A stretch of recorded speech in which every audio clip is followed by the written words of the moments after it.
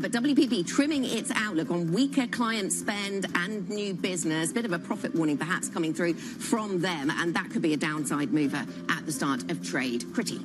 Absolutely. I mean, I think it's fascinating. There's so many individual stories. There's this headline risk here that we're talking from the tariff perspective. The S&P 500 priced in the volatility, and Europe is enjoying the European summer. Let's see if that sticks to in the opening trade. That is downtime for those markets to open right here in London and across the continent. And right off the bat, we are seeing the FTSE 100 marginally positive. Let's see if it catches up to what the futures were pricing in. The DAX, I think, was the high performer, and the CAC 40 as well in the futures picture. The IBEX already opening up with about 0.3%. Is this a light volume, light liquidity, complacency trade, or is there something to it? Is it the fact that maybe Europe may actually weather the storm a little bit better? We're going to dive into those details as well, because a lot of this is also reacting to the commodity sector and how much volatility we see specifically in copper. That's the ripple effect you saw in yesterday's session. Do we see it today? And right out of the gates, you are seeing the CAC 40 higher by 0.4%. I'm going to go ahead and say we've graduated, Anna and Val, from a marginal move, marginally positive, light volume, light liquidity, to an actual risk on day. Val, is that fair? Yeah, it is looking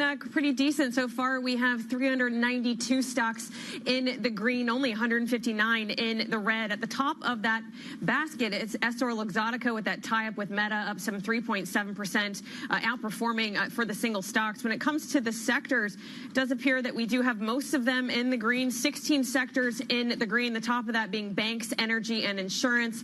On the downside, we do have media, Anna, as the worst performing sector across Europe this morning. Yeah, absolutely. The media sector is the worst performer, and within that, we don't have WPP open yet, so that's the source of the information. That's where the guidance, the weaker guidance, is coming from. But it does seem to be weighing on others within the space, in particular Publicis, which we mentioned is a sort of obvious read across from WPP. So that stock is down by, Publicis is down by 2.6%, waiting to see where WPP opens. I am interested, though, that a lot of the stocks that we were watching, or that Joe was flagging to us to watch, away from the specifics of the copper production, but those that might use copper, so the likes of Rexel and Prysmian, which I mentioned, which is a cable manufacturer, they're higher this morning, up by 2.3% on Prysmian. So to their point that I was talking about their headline earlier on, where they said this could actually be a positive for their business. Yeah, it does look like basic resources as a sector is treading water today. It did outperform yesterday, so maybe some reasoning for that.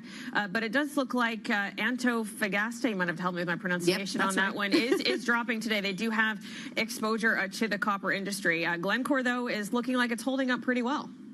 It's a pretty interesting move that you're seeing, because on the other hand, when you look at the broader commodity sector, at least when it comes to the stock market reaction, broadly positive, which I think is an interesting one. The likes of Shell, for example, Rio even is higher this morning, which starts in kind of stark contrast to the dynamic you were just talking about there. We should also mention the healthcare piece as well, because you are seeing some of the laggards there being the likes of Novo Nordisk, Novartis, et cetera, as we talk about what that 200% may actually look like or mean, maybe not immediately, but down the line. Those are going to be certainly some stocks to watch. Let's get a little bit more context here on these markets. Bernie Akong, CIO for Global Multi-Strategy Alpha at UBS O'Connor, joins us around the table. Bernie, we've been talking all morning, and I want to say for a couple of weeks now, about the complacency trade, the volatility trade. We're waiting for more reaction, more headline risk to show up. When you hear a 50 or 200% number thrown out from Washington, we're so used to a bigger reaction. Where's the volatility?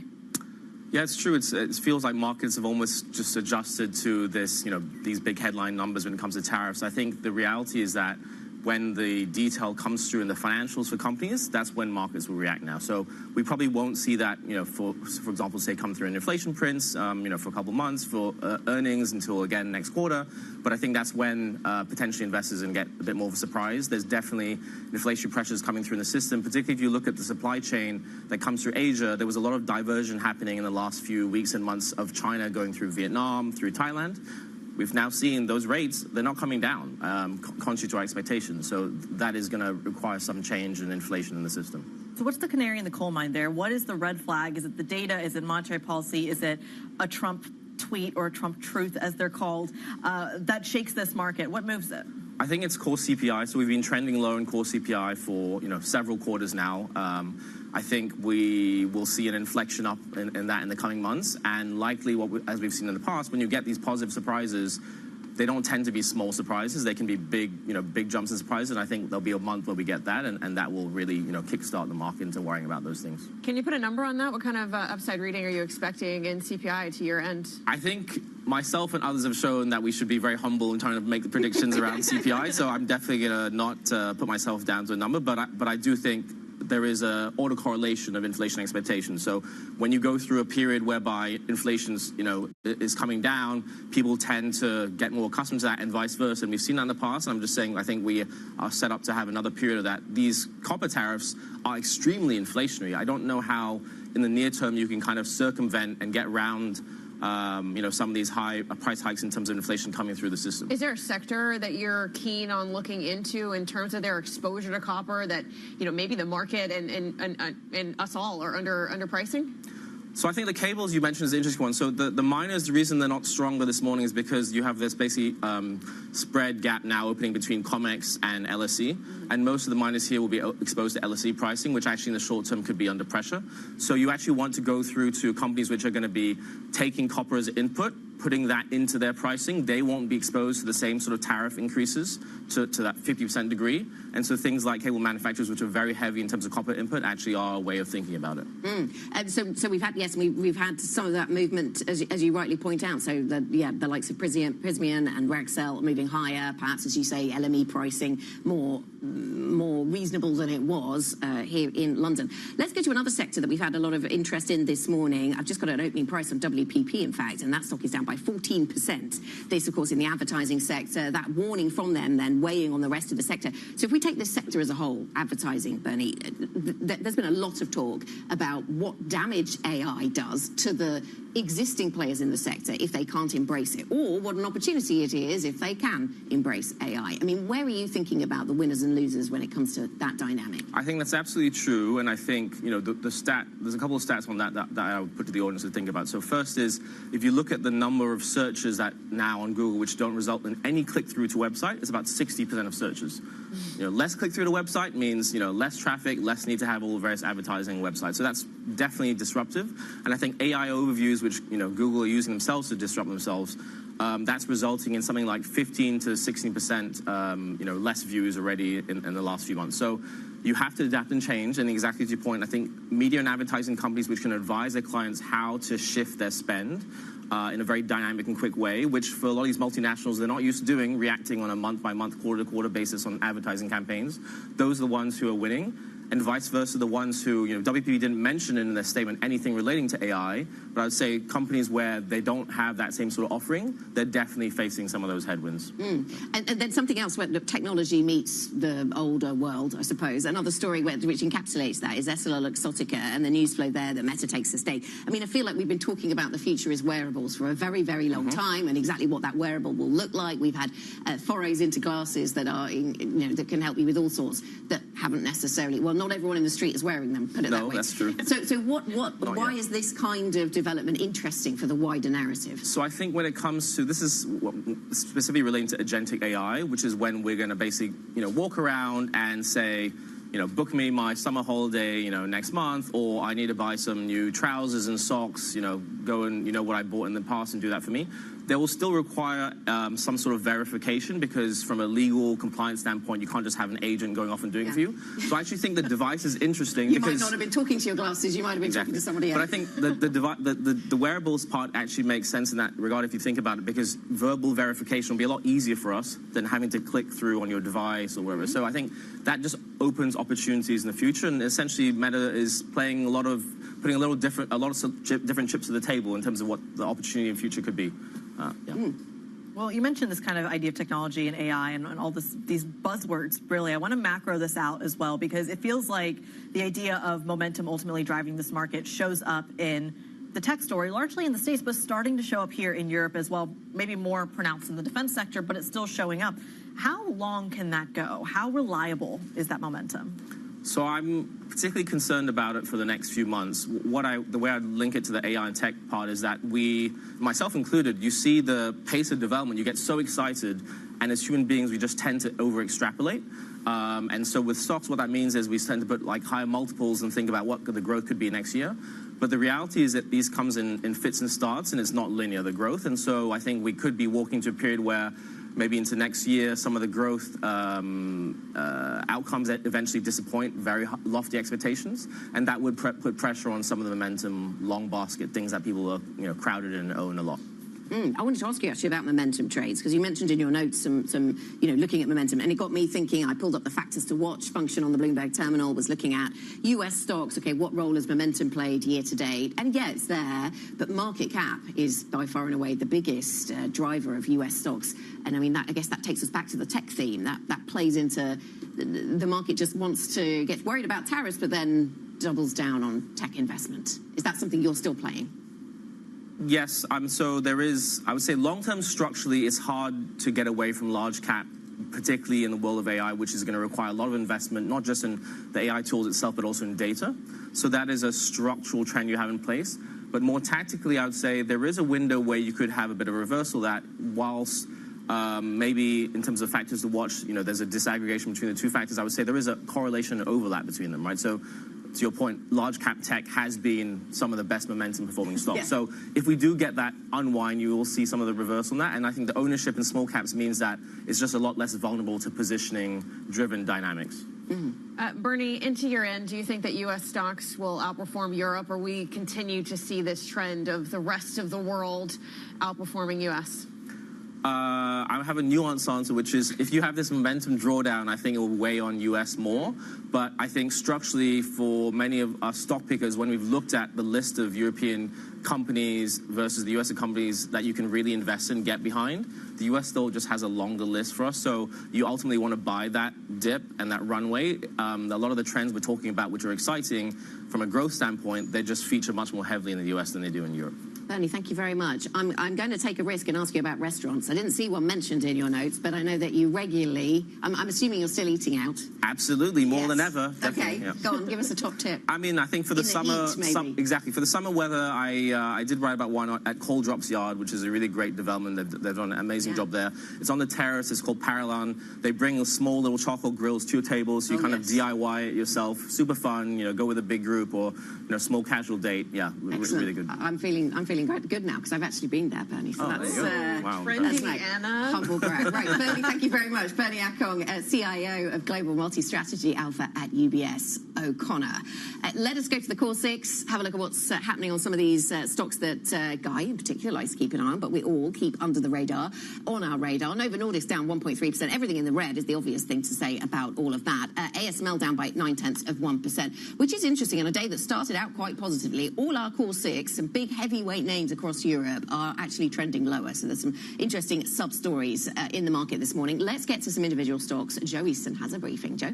It's the big place to start, and it is the advertising stock space. A big drop down in WPP this morning following this profit warning. The stock heading down to 2009 lows on that stock. We're down close to 13% at the moment now.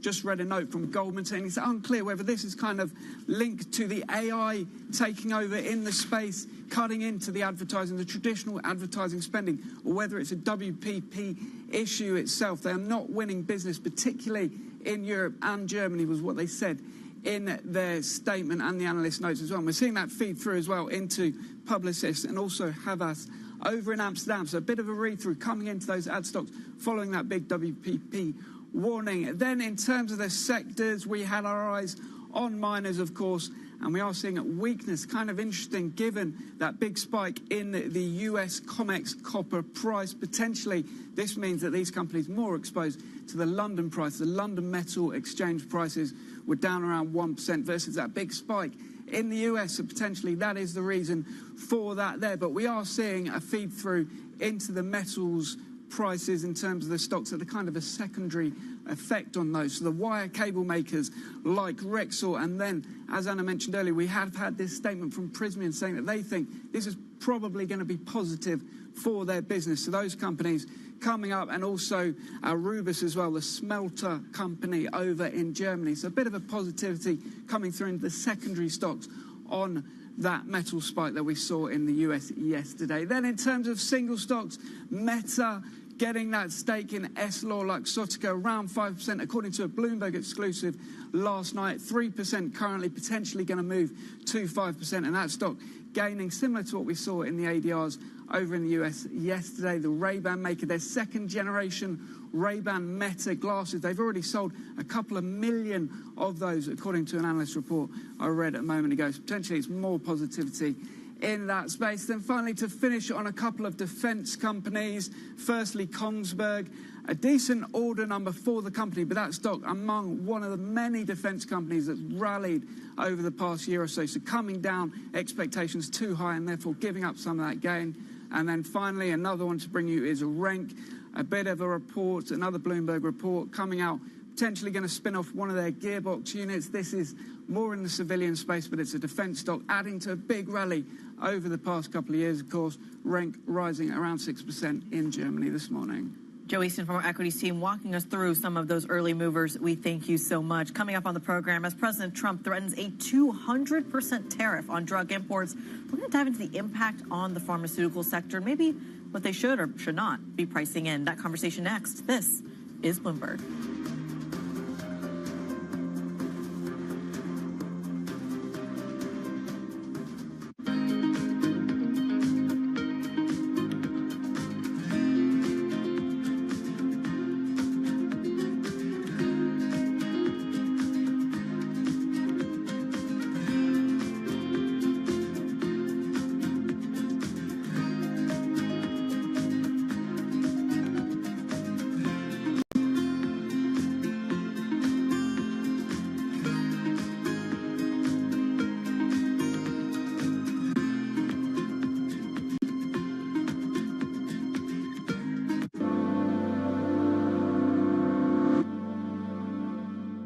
Jumpstart your trading day on Bloomberg Open Interest. 2 hours of single stock stories that are driving the opening bell action. We'll take you to Wall Street, Main Street, the C-suite, and beyond. These are companies that are growing their market. The great companies in the U.S. are the companies hitting the cutting edge. That's a different story.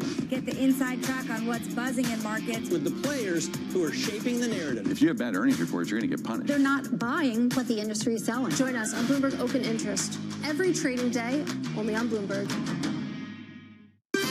You up-to-the-minute geopolitical news wherever and whenever it happens. I'm Anne-Marie Hordern in Buenos Aires, Argentina, and this is Bloomberg. Making money isn't about drowning in emotions. It's about understanding what's actually happening. Markets are the best way to glean signal from noise, and that is what we try to do every morning. This is Bloomberg Surveillance. Tune in to Bloomberg Business Week Daily. We got to talk crypto. From the magazine that helps global leaders stay ahead. What's the conversation around your company? Bringing you insight on the people, companies, and trends shaping today's complex economy. Planning very big things. A new level of premium. Plus global business, finance, and tech news as it happens. The floodgates of innovation are going to open up. You can't fake passion. You either are or you aren't. Bloomberg Business Week Daily, only on Bloomberg. Middle East and Africa. Vibrant resources and high-yield investment opportunities abound. Join me on Horizons Middle East and Africa for the stories, newsmakers, and insight from this exciting region. Now weekdays, only on Bloomberg. Listen carefully. Can you hear the rhythm in the markets? Not just in the syncopations triggered by inflation, but in the preludes leading to global elections, in the dissonance that moves the Nikkei, and the rising course conducted by AI. There's music in the markets, and if you want to learn to listen for it, we'll show you how. U.S. jobs numbers are released. Bloomberg has the report under surveillance with crucial data and expert analysis at terminal speed. Nobody covers Jobs Day like Bloomberg.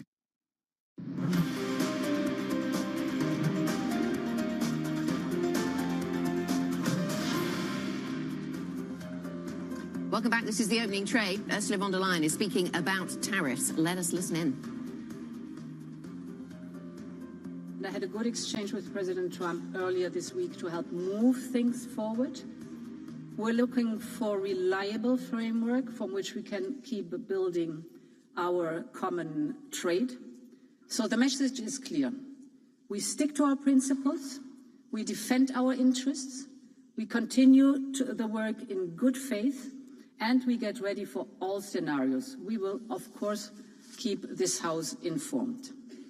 Honourable members, the reason why we're working day and night to find a solution is because we believe tariffs are bad for business. And of course, we're not the only ones worldwide.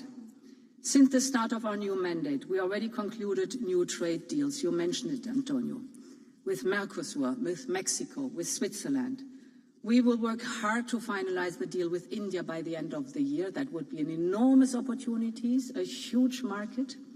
And there will be more to come, because the world is looking for partners it can count on.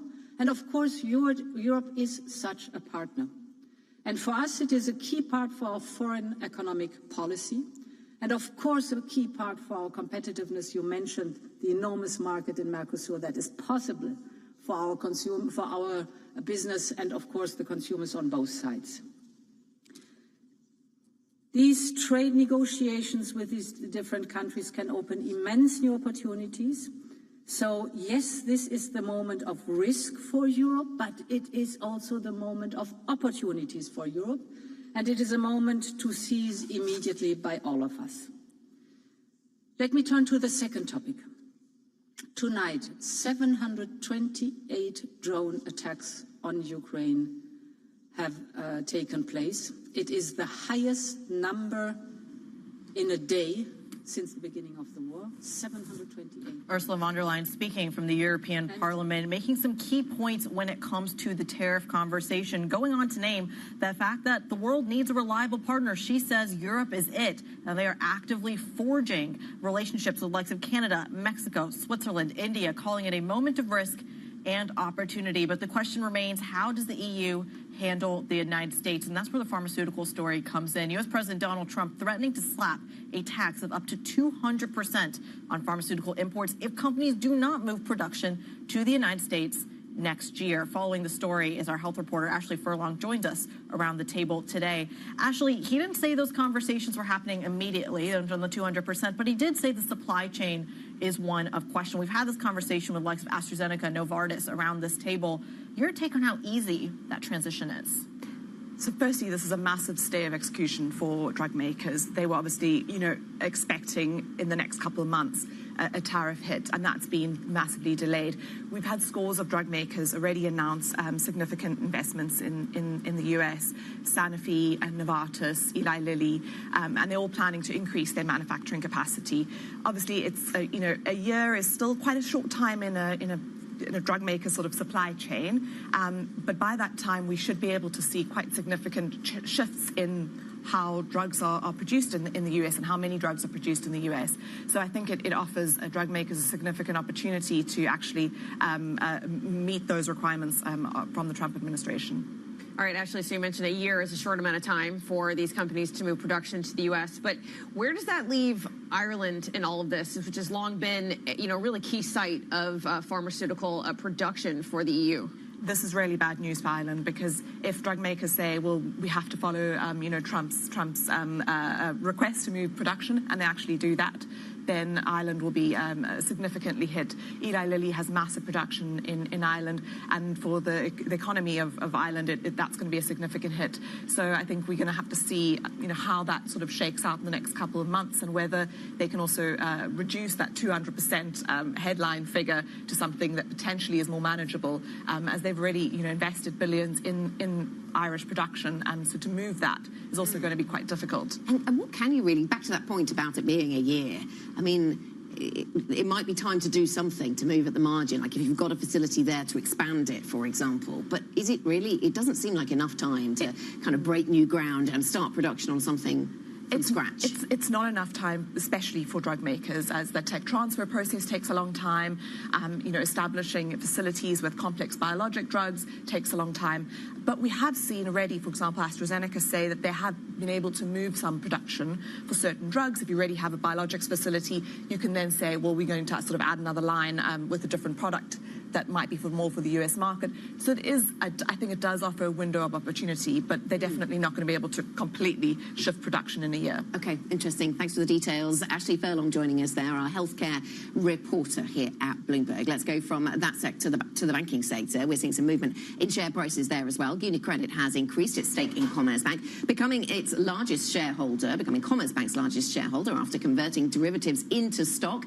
The moves gives Milan-based lender about 20% of the effective voting rights of its German rival. Let's bring in Bloomberg's Tom Metcalf, who has details on this. Now, this was foreseeable, wasn't it, Tom? I mean, the share price is on the rise. Commerzbank up by 2.4%, so I suppose it means something. But we knew he had these derivatives, and now he's turned them into sort of regular shareholding. Yeah. No, exactly. And he's kind of been clear, once he's got all the necessary approvals, this is the step Shell is going to take. So as of today, UniCredit now own a fifth of Commerzbank, and it will, as you said, rise to 29% when the second tranche gets converted. Why he's doing that is because, holding derivatives obviously is effectively holding 29% of Commerzbank, but it's not quite the same as actually holding the shares. So it adds a little bit of stability, gives that certainty that UniCredit aren't, kind of going to back away anytime soon. And Shell himself has said, look, I'm still interested in the takeover. He thinks it's too pricey right now, given Commerzbank has almost doubled in the past year. What made that happen? Well, exactly. It's sort of what came first, the chicken or the egg. But basically, he's just sort of setting out his stall. And what's interesting is, the dynamics of this is it does put a little bit of sort of extra sort of, I guess, spotlight on the whole situation. And Commerzbank are no doubt watching it closely. And of course, UniCredit also feeling some heat from Rome itself, who in turn is feeling heat from Brussels. Who's in charge of the banking consolidation story, Tom? Is it Brussels or the individual European capitals? Well, it depends who you talk to, and it'll be really interesting today to see how Rome does respond to what we expect, a letter from the European Commission basically saying, hey, no, this is our job to decide on these type of mergers, in this case between UniCredit and BPM. But no, that'll be one of the things today where there will be an Italian court also ruling on this merger. And for me, that's the fascinating thing is, will Italy say, perhaps they'll say something similar to the European Commission, or more likely, are they going to say the opposite? And how on earth, both Rome and Brussels are going to square this circle is really interesting. And does that set a precedent for Madrid and other spots as well? Bloomberg's Tom Metcalf walking us through the story in European banking consolidation. We thank you so much. Coming up, we're going to stick with the conversation in Brussels and whether or not they can secure a trade deal with Washington. Will it satisfy its member states? Former Trade Commissioner Cecilia Malmström joins us next for a conversation on what to watch, what we can expect, and what levers to pull. Stick with us. This is Bloomberg.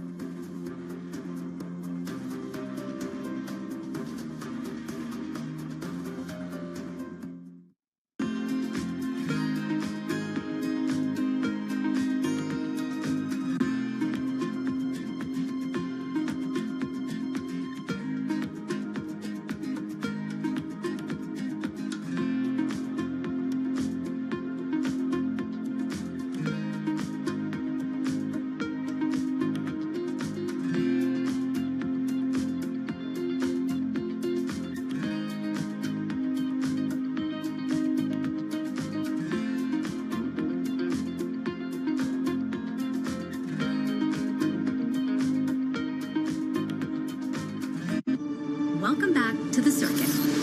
This time, we're taking you to the frontier. Do we have a camera, or do we don't want to lose you, Emily, in all of this? Stargate, put that name down in your books. What we're undergoing right now is sort of the largest infrastructure bill in human history. To meet the people rewriting the rules of code and culture. How do you personally grapple with the pace of it all? It does feel like it's going very fast. When did you realize, oh my gosh, my life is never going to be the same? The day I got engaged, I was like, whoa, what have I bitten off here? Where the future gets real. How confident are you that AI's promise will outweigh the perils? I'm not confident. So the tech companies are lying or fudging. And a little weird. What's the point of this? What is the point of any of this? Tune into Season 3 of The Circuit with me, Emily Chang, Thursdays at 6 p.m. Eastern on Bloomberg Originals and Bloomberg TV. From the beating heart of global finance, economics, and politics, and wherever newsmakers are moving markets, Bloomberg brings you conversations that allow for deep discussions and important insights. What do you think the future is for inflation? Is this new normal? Are markets too optimistic? How do you worry about the things that are outside your control? How does the current fighting completely stop? I'm Francine Lacroix, and this is The Pulse, every weekday only on Bloomberg.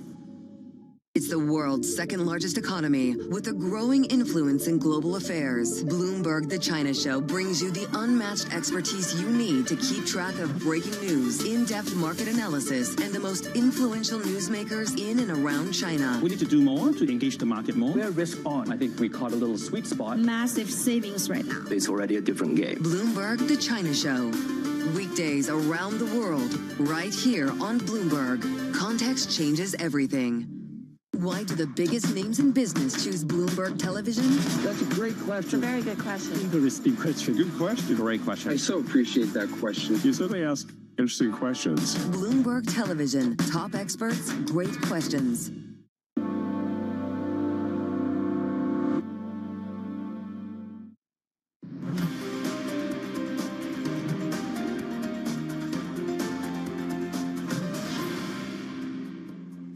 The European Union is not afraid of open markets, is not afraid of negotiating with others, is not afraid of competing in the world economy. It's just that it does not want to trade with other countries with a gun in its head. It does not appreciate extortionary trade policies, which is a bit what is at the moment facing with the current US administration.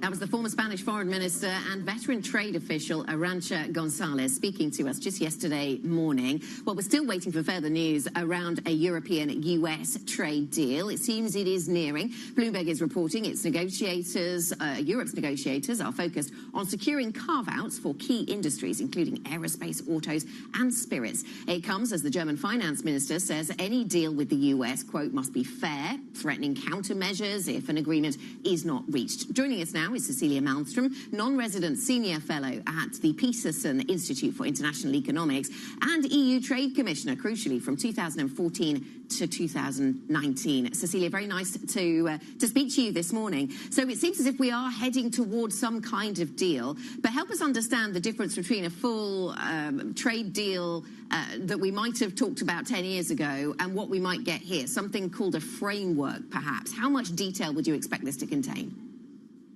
Well, good morning. It's very different this time. If you want a full trade deal that is comprehensive, it encompasses everything from services, goods, subsidies, energies, sustainable development, public procurement, etc. That takes years to negotiate. We tried that once with the US. It was called TTIP.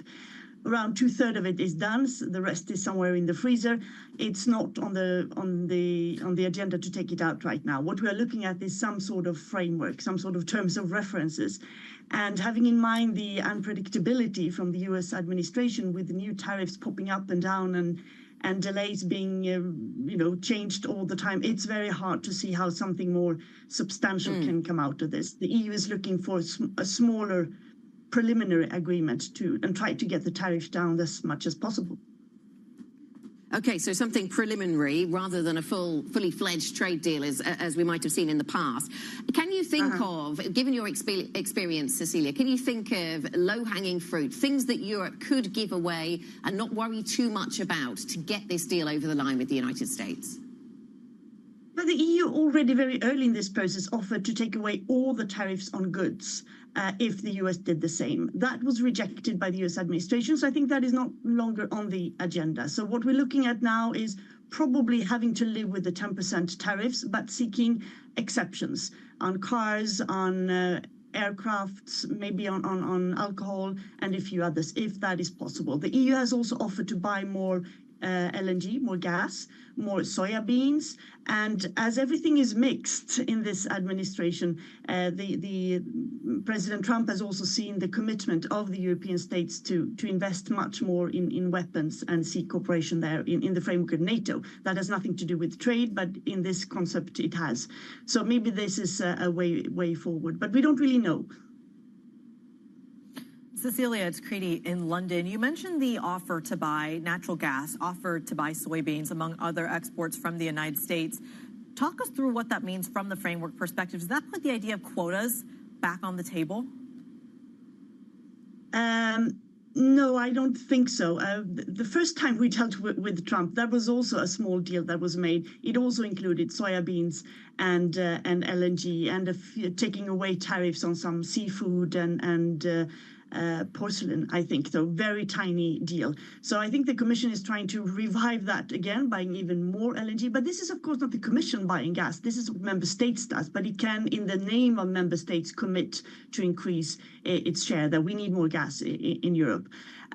When it's come to opening markets, I saw there were some rumors this morning on agriculture. I think that's very difficult to do right now because unilaterally opening the agriculture market from the EU side would be difficult to get parliamentary support for that in the different member states. Cecilia, let's go back to talking about the actual rate itself. A little bit of a change in perspective from the European Union. We were going for zero to now accept that 10% flat line. Do you think that there is more appetite? Should Donald Trump say, well, it's not 10% anymore, it's 12% or 15%? How much willingness is there, given the carve-outs that may be on the table, for the European Union to be able to digest that? Well, I think it depends very much on the carve-outs. Some member states are willing to go very far to get a deal if it secures a rather low tariff in key sectors, such as, for instance, steel and cars. Other member states are saying that we don't want these tariffs at all. We didn't start this trade war. We want to trade on equal terms. We want to increase and facilitate trade even more between us because we do depend on each other and we have a historic good relationship in trade. So they are more likely to want to retaliate. And there are different kinds of lists of products for retaliation ready should things get very nasty. But what exactly that breaking point is very hard to judge. Cecilia, as the EU is perhaps getting these retaliation measures ready, do you think this is having an impact for the EU, for the other trading partners it deals with? You know, von der Leyen was just speaking to European Parliament, talking about how it's dragging them closer to Canada, to Switzerland. We've also had lines from China just in the last hour saying the EU needs a rebalance mindset towards China trade. How do you view the trade situation, I guess, outside of the U.S. for the EU? Well, the EU has trade agreements with a lot of other countries, and actually 82% of our joint trade is not with the US. So, of course, we are seeking to even deepen the existing trade agreements, concluding ongoing negotiations, ratifying done negotiations with the countries of Mercosur, with Mexico, for instance. There are intense efforts to try to finalize something with India. And there are also talks about how the EU could have more organized cooperation with the CPTPP, the Trans-Pacific Alliance, where the UK just became member as well. So all this is showing that most countries of the world actually do want to trade. They want to facilitate trade. They want trade according to rules and norms and predictability. So this is a parallel action that the EU is doing, trying to expand and stabilize trade with other partners, and many other partners feel the same. China is a more complicated partner, of course. There's a summit happening next week. And we share lots of the criticism that the US has vis-a-vis China on unfair practices, subsidies, and non-market policies. So that is much more complicated, and I don't see much change there. Maybe something on the margins, but we have a lot of issues with them as well. Well, Cecilia, with that view that you just expressed on China, do you think that the EU would maybe welcome policies from the US that are trying to isolate China? Well, not totally isolate, but the EU has offered, as part of a broader cooperation, some joint action vis-a-vis China, where we have joint concerns. For instance, the issue of dual use, for instance, the issue of subsidies. The main point for EU with China is that China is enabling the Russia war economy vis-a-vis Ukraine. And until that changes, I don't see any major rapprochement between the EU and China. But there are certainly things we could do jointly with the US.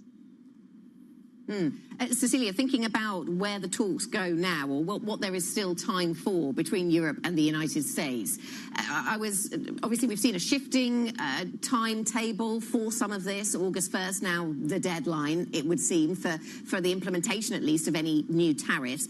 I know that South Korea yesterday was saying that they wanted the sectoral tariffs to be treated as part of this conversation before August 1st, but that doesn't seem to be the way the Trump administration is handling things. How is it possible for Europe to come to a framework agreement that doesn't include answers on pharmaceuticals and on a whole host of other sectors that are being looked at by the Trump administration?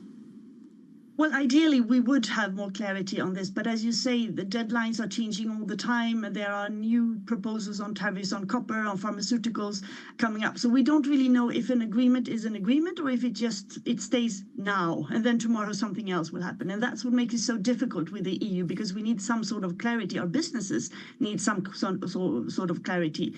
And that's why I think there will only be some very small temporary agreement, and the EU will signalize that we are willing to sit down and seek deepening on other areas as well, but we need to get something as well. We're not going to give up, because right now we are being punished for nothing. And if we want to facilitate trade between us, and the US needs trade and investment from Europe, we need to get something out of it as well. It's not it takes two to tango. But I'm not very optimistic. I think there will be a very small deal, kind of like the one the UK got.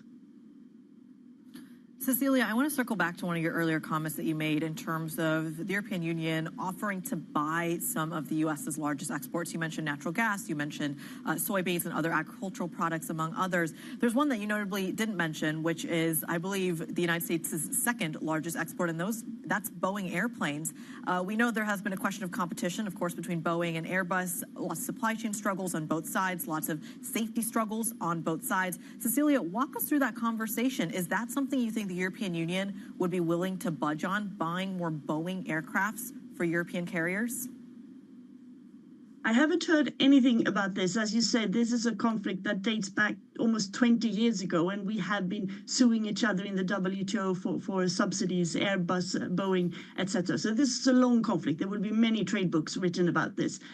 So I don't think this is on the agenda. I know the British, in the UK deal, there were talks about Airbuses, but I haven't seen anything about this in the US, in Europe, sorry.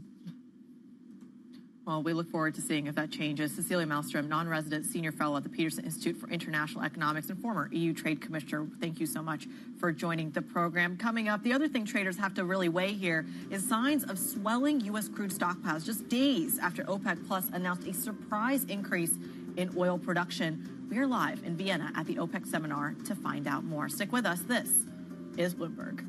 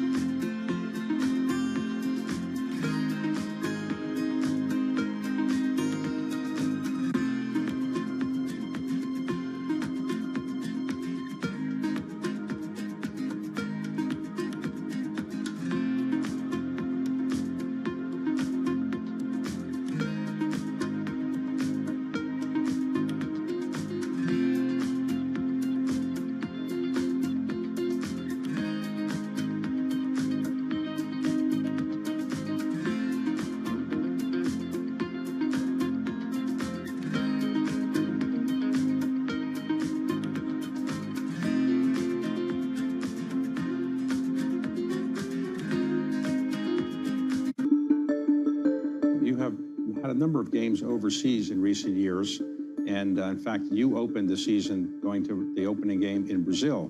So do you expect to do more overseas games, and is that a part of your strategy? It is. We had 5 last year. We expect to have 8 this year, which will be the highest we've ever had. Our hope would be at some stage to get to 16 games in the next few years. We think we can do that. I think it's an indication of the popularity of our game. Every time we take our game to a new market, Brazil's a great example of it, the fans go crazy for it. They sold out the tickets in less than 90 minutes. People had a wonderful time. It was the talk of the town. And I think it will be the basis and the sort of the match that lights the excitement and the popularity of the game in that market, as well as what we're doing around the world. So we're very excited by it. It's just one element of that strategy. You need to have television. You need to have activity and participation in the sport, and flag football is a big part of that. So all of those factors, I think, are going to be what we think will be a very successful formula to be a global sport.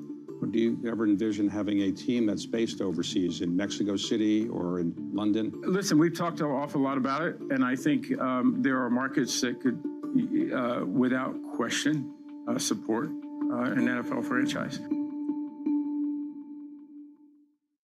From the world of politics to the world of business, Joe Matthew and Kaylee Lines deliver news, insight, and analysis live 2 times a day, every trading day. Balance of Power at 1 and 5 Eastern, only on Bloomberg. Bringing you up-to-the-minute geopolitical news whenever and wherever it happens. I'm David Gura in Alberta, Canada, and this is Bloomberg.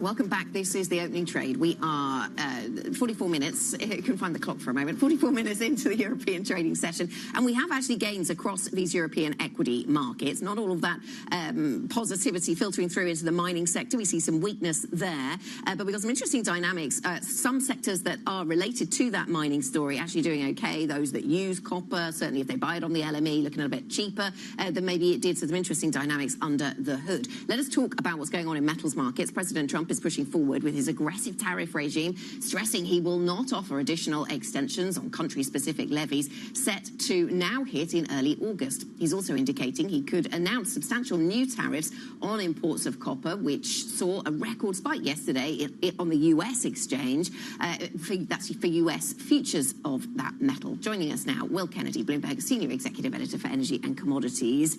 And it's the commodities bit we'll pick up on in this moment then, Will. So the copper story really kind of exploded. Certainly US prices of copper exploded yesterday, and now there's an increasing divide between the London pricing and the US pricing. What are we hearing about the volatility that this is creating for those who produce the stuff and those who use the stuff?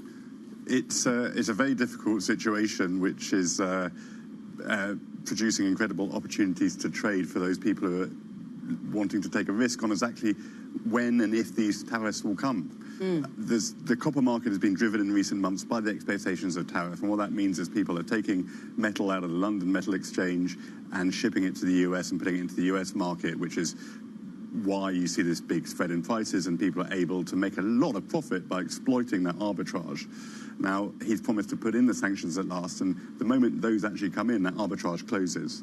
So traders are trying to think, do I have time to get them more metal into the US? End of July, early August, we were told. Will he make exceptions for metal, which is on the way, which he's done in previous, when he's put tariffs on metals previously? So it's a very turbulent situation, and we saw that in markets overnight, where we saw this massive spike, and then it came back down, and it's difficult to trade, but potentially very profitable. The other point I would make is, as you said, there's this big spread between US prices and European prices. That's making copper, a key industrial import or input, much more expensive for the US economy, and they're not even getting the tariffs. So it's not raising any revenues for the US government, but it's imposing a big cost on the US economy, which probably is a reason why he will want to put some sort of tariff on sooner or later, but we just don't know. Will, talk to us a little bit more about this stockpiling, the inventory buildup in the U.S. Is it at unprecedented levels? Is it something that maybe the U.S. economy can use for the next year, and maybe the effect of these higher prices won't hit until a few months' time? I think that's a very reasonable point. Obviously, as we've been talking about, we have seen this massive movement of metal stockpiles into the United States, and customers will be able to draw that down, which may mitigate some of the impact of tariffs in the shorter term. But if these tariffs are here to stay, and you make copper much more expensive in the US, because we should remember it doesn't have enough of its own copper to supply itself. It will have to keep importing some copper. You will eventually impose a big cost on US manufacturers. Absolutely. Will Kennedy, Bloomberg Senior Executive Editor for Energy and Commodities, walking us through that copper story. We thank you so much. But sticking with the energy conversation, speaking at the OPEC seminar in Vienna, the UAE's energy minister says the oil market needed the supersized supply increase that the OPEC Plus group agreed to implement over the weekend. This all comes as traders weigh signs of swelling U.S. crude stockpiles and the fallout from President Trump's tariff regime. Our very own Jumana Bersecci is live in Vienna for us. Jumana. That's right, guys. So I'm standing right outside the Hofburg Palace. You can see behind me there's sort of a red carpet, some cars showing up now. Many ministers have just shown up, including His Royal Highness ABS and the UAE energy minister who you were just referring to. We are standing outside. We have Bloomberg News has requested accreditation for this event, but have not received a response despite multiple requests. That being said, plenty of discussions taking place here, and I'm really happy to further the conversation right now with Bob McNally, president of Rapid Energy. Really good to have you with us. Look, it is the first meeting of minds since, well, first the Iran-Israel war, but then also that OPEC Plus decision over the weekend to bring back extra barrels to the market. And the feeling is that OPEC Plus have changed their strategy over the last couple of months. Why do you think that is the case? Why do you think they've decided to accelerate the putback of these Right. Great barrels? to be with you, Jumana. You know, I don't think they've changed their strategy. I think they've doubled down on their strategy. It's clear, going back to April, they felt there was an opportunity to bring back barrels faster. They're putting their barrels where their forecast is. They don't share, I think, the consensus is pessimism about demand growth. They're not as worried about macroeconomic weakness, and they're more cautious about supply growth outside of OPEC+. So for those reasons, they see a higher demand for their oil.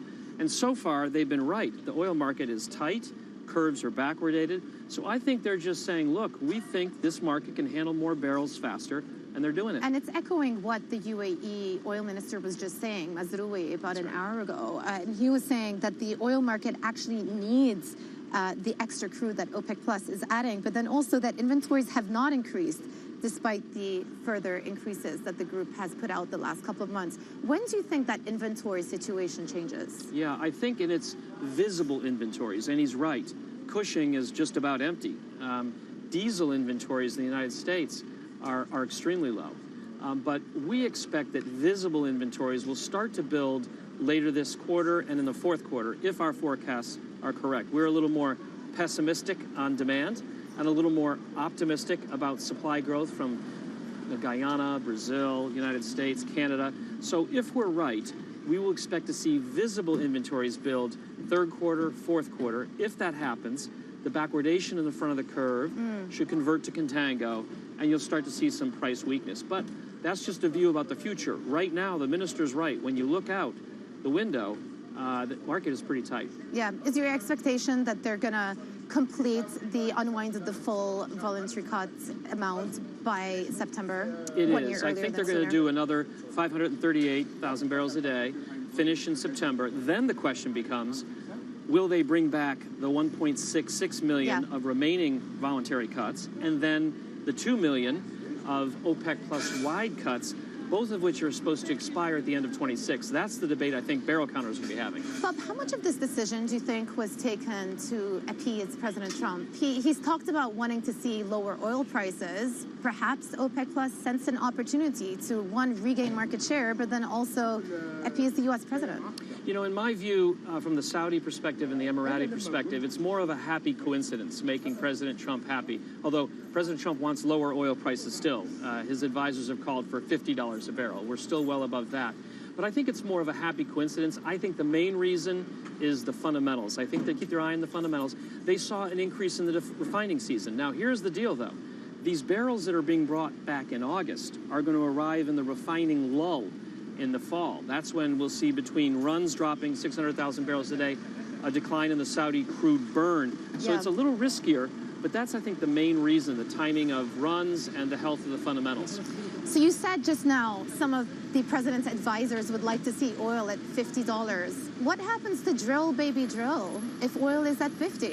It chills, baby, chills at 50. I can tell you, my clients in Texas are none too happy about this call for $50 oil. We're already seeing rigs get stacked and activity slow. We at Rapidan forecast shale oil will actually be down in the fourth quarter year on year. So it is not a happy time. They are not happy with this $50 oil priority, but that is the policy. What is the outlook that you see for shale production next year if prices stay around these levels? Pretty much flat to maybe slightly down. I think you're going to start to see more caution, maybe less hedging at work, and so more stacking of rigs. We have oil prices going down to the mid-50s going into next year, and in that environment, I think you'll start to see shale start to weaken a little bit. Yeah, but even in that situation, you'll see perhaps less supply, less production coming through from the U.S., but that's not going to deter some of the other non-OPEC supply that's coming to the market. You're absolutely right. And we also have our Gulf of America or Mexico, depending on which you wish. But those projects are actually adding to U.S. supply. Plus, again, Argentina is ramping up. Brazil is bringing on new projects. Guyana and Canada are. So we see non-OPEC plus crude up about 900,000 barrels a day, liquids a little more than 1 million if you add NGLs. Let's talk about the demand side. How much of the tariff uncertainty is weighing, do you think, on clarity versus where demand actually ends up in the next couple of months? So far, not much. We had a panic moment when Liberation Day tariffs were announced, and then when President Trump walked those back, relief. But look, here's the deal on the data. We have to look at the data. The first quarter started very strong. Demand growth year on year, well above 1 million barrels a day, 1.112. However, toward the end of the second quarter, it hit the skids, especially in China and for diesel. So warning signs started to appear. But the tariff issue and the uncertainty around interest rates as well shouldn't really start to hit until the summer and the fall. So that remains to be seen. Final question for you. When OPEC say, or not them necessarily, but analysts say that OPEC are looking to regain market share, where is that market share going to come from? Well, first of all, I have to disagree with that. I hear that all the time. I don't think they have a market share strategy. OPEC Plus is focused on 3 things: stability, stability, and stability. I think they are trying to make sure the market has the oil it needs to keep oil prices in a range. So, but to the degree OPEC Plus is going to be increasing production, I think where it's going to be coming from are places like the United States. Yeah, I think the wind is giving us a cue that we probably need to end this. Bob, thank you so much. Really good to talk to you. That was Bob McNally, president of Rapidan Energy. And there you had it. It's perhaps less drill, baby, drill in the U.S. and more chill, baby, chill. Absolutely. Jumana, thank you very much. Bloomberg's Jumana Brzezinski joining us there with the latest on the energy market and oil specifically. Let's talk about other sectors in focus then on today's market. And the advertising sector is being really beaten up. In particular, WPP, that stock down by 15.6%. It is having a bit of an effect, Chrissy, on others within the sector. Concerns about bookings from here, from clients. Absolutely. Some deal news as well moving the markets when it comes to EssilorLuxottica. Meta investing $3.5 billion there on the AI glasses story. That stock sitting somewhere between the pharmaceutical sector and the luxury goods sector. Yeah, and lastly, let's check in on how these copper tariffs are impacting European stocks. We are seeing miners to the downside. Rio Tinto, Glencore, those kind of names falling in today's trade, mostly because LME copper is down 2% today. Okay, Francine Lacroix will be speaking to the Irish Finance Minister, Pascal Donohoe. That's coming up in the next hour of programming, so don't miss that. They'll continue, of course, on the Pulse to take you through all of these market moves. European stocks a little higher this morning. This is Bloomberg.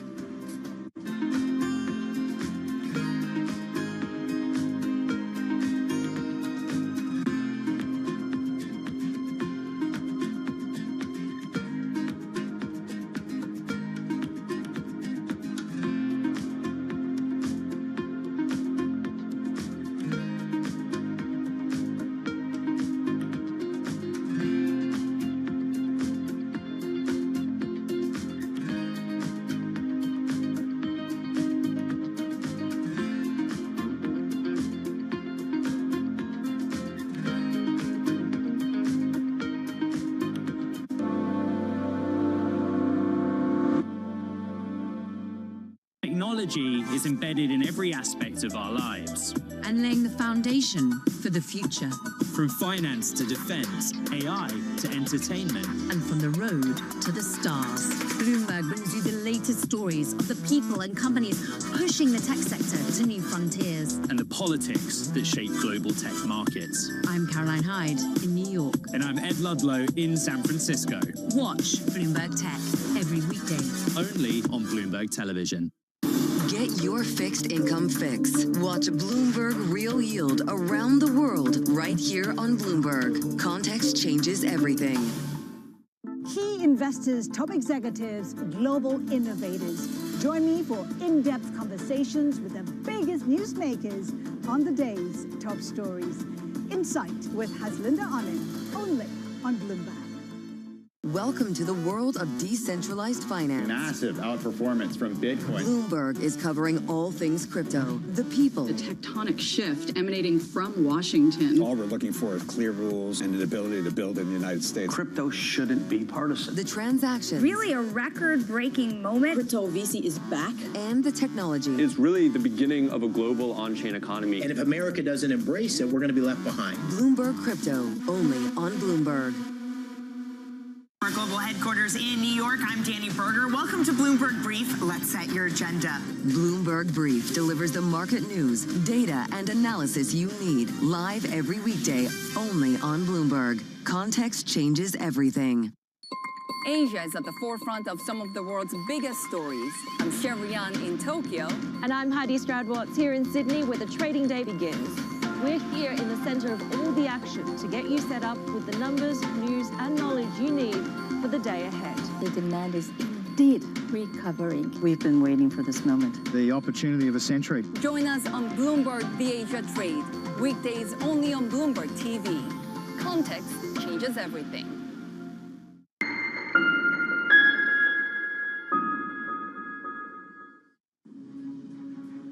Well, Donald Trump ramps up his trade war, threatening 200% tariffs on pharmaceuticals and 50% on copper, while warning there'll be no further extensions.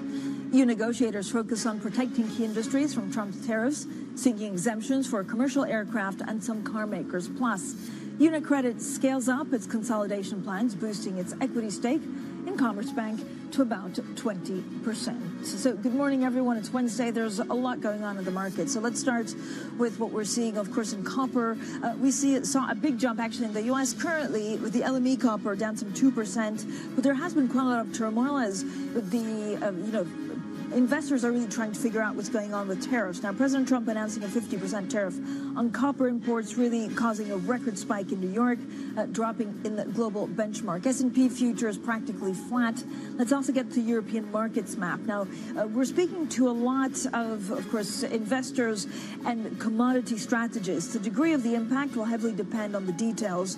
Seems to be the consensus at the moment when it comes to copper, like exactly what, from where, and how much, which is why maybe we're seeing this difference between what happened in American traded copper and London traded one. CAC 40, the DAX, and of course the FTSE still gaining between 0.6 and 0.2%. So for the conversations that matter and the insights you need, let's get started.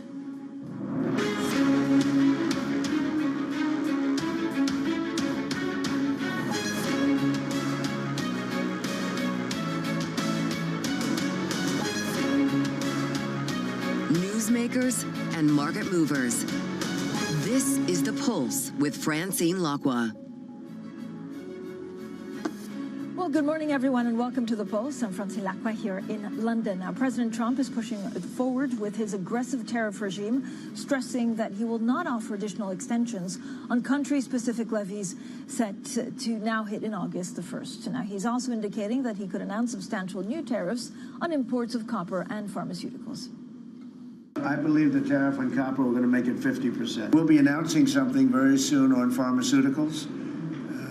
We're going to give people about a year and a half to come in, and after that, they're going to be tariffed if they have to bring the pharmaceuticals into the country, the drugs and other things into the country. They're going to be tariffed at a very, very high rate, like 200%. Well, Trump's comments led to a record spike in U.S. copper futures, sowing chaos in markets for the metal. Now, for more, let's bring Christian Keller, head of economic research at Barclays, Brendan Murray, our trade czar, and Richard Bravo, our European government editor. Brendan, let's start with you as always. I mean, we thought that we could look through this almost, right? That there was time to negotiate, and then suddenly the temperature really changed from the U.S. Yeah, exactly. So the Trump administration has a problem with all these trade negotiations that are going on around the world. Many of them are not coming together by the initial deadline that the Trump administration had thought they would. So what we're hearing is pretty much a classic Donald Trump move. He's threatening these sectoral tariffs, which not only hit the countries that export copper to the U.S., but remember, they can use these tariffs to apply to derivative products of copper. So it's not just the raw material; it's various products that could have copper contained in them. The other issue that this could play into is the upcoming USMCA review. Canada and Mexico are not small suppliers of copper to the U.S. So this could play into the broader sort of trade schematic that the Trump administration has out there, including the talks with Canada. Mexico. Brendan, why the change of heart? Again, I mean, we were here yesterday. Traders initially shrugged off these series of letters, because he pushed back the deadline, and now he seems like he means business, and he's not backing down. Exactly. He's trying to get the attention of countries like India, an economy like the European Union. Pharmaceuticals mean a lot to both of those economies, so he's reminding them that he has this other tool that they can hit them with. This is a concern, Christian. I guess, from an economics point of view, you're always a little bit uncertain where you stand, because yesterday you had a plan and it took time and it seemed that he wanted to protect the economy.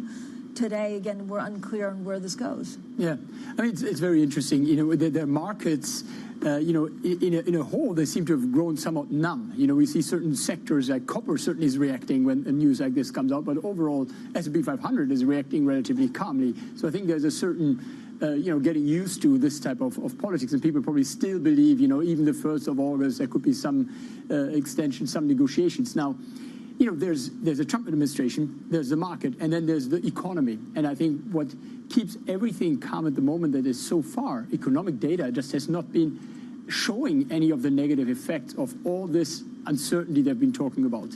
But Christian, I mean, again, copper, we're, kind of joking around about where the big mines are in the world. I mean, copper could change everything, right? I mean, we use it in our tablets. We use it for, some of the new technology for renewables. Could it actually prove recessionary, or does inflation, shoot straight up in the U.S.?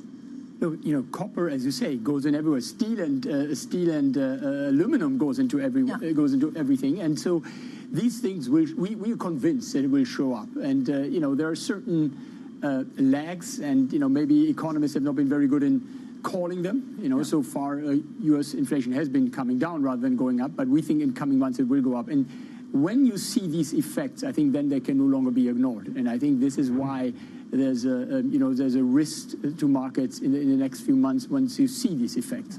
Brendan, do we know actually what the president wants? So again, I mean, I know we always go back to this question, but because it's a little bit volatile, I mean, does he want, he wants a strong economy. Does he worry about inflation, or is he just blaming it on Powell so he can do what he wants with inflation? What he wants is more production in the U.S. This has been the mantra since the campaign last year. He wants pharmaceutical companies to make more drugs in the U.S. He wants automakers in Japan and Germany to make more cars in the U.S. So that is his driving motivation. He also needs to raise money to pay for this big tax cut and spending bill. He claims, and I believe Treasury Secretary Bessent said yesterday, that they're going to get $300 billion in new revenue this year from these tariffs. Now, you can make a case that is taking $300 billion from American importers who actually have to pay that tariff. But does he worry about stocks? Do we know if he worries about bonds? Clearly, he is motivated by, and he has made his trade decisions based on investor sentiment. And when it started going down sharply after April 2nd, those broad reciprocal tariffs, they changed course rather quickly, and the stock market rebounded. And he's he's feeling pretty confident right now. He had the big legislative win last week. Stocks were at a record high at the end of the holiday shortened week, and he's feeling emboldened now. The problem problem in he doesn't have any deals yet. We're watching for India, we're watching for the EU to come in, but he hasn't put one together yet. I mean, talking about the EU, let's also bring in Richard Bravo. The president, Richard, told reporters that despite progress with the EU on a possible trade deal, he was basically frustrated over the bloc's taxes and fines targeting U.S. technology companies. And so suddenly he's talking about possibly unilaterally, like, declaring a new tariff rate in the next 2 days. Like, how are the Europeans taking this? Well, it seems the mood here in Brussels and in the 27 member states has changed somewhat dramatically over the past few days, and the reality of a U.S. offer that really does not seem fair in their eyes is becoming much more real. And this afternoon, ambassadors from the 27 member states will meet to discuss the latest offer from the U.S., which our sources tell us include a 10% base tariff rate for nearly all goods. The EU is pushing strongly to get a carve-out for certain key sectors, including aircrafts, medical devices, and a few other sectoral things are in the mix as well. One of the aspects that is causing some controversy in Europe is the issue of cars, and some car manufacturers have gone to the U.S.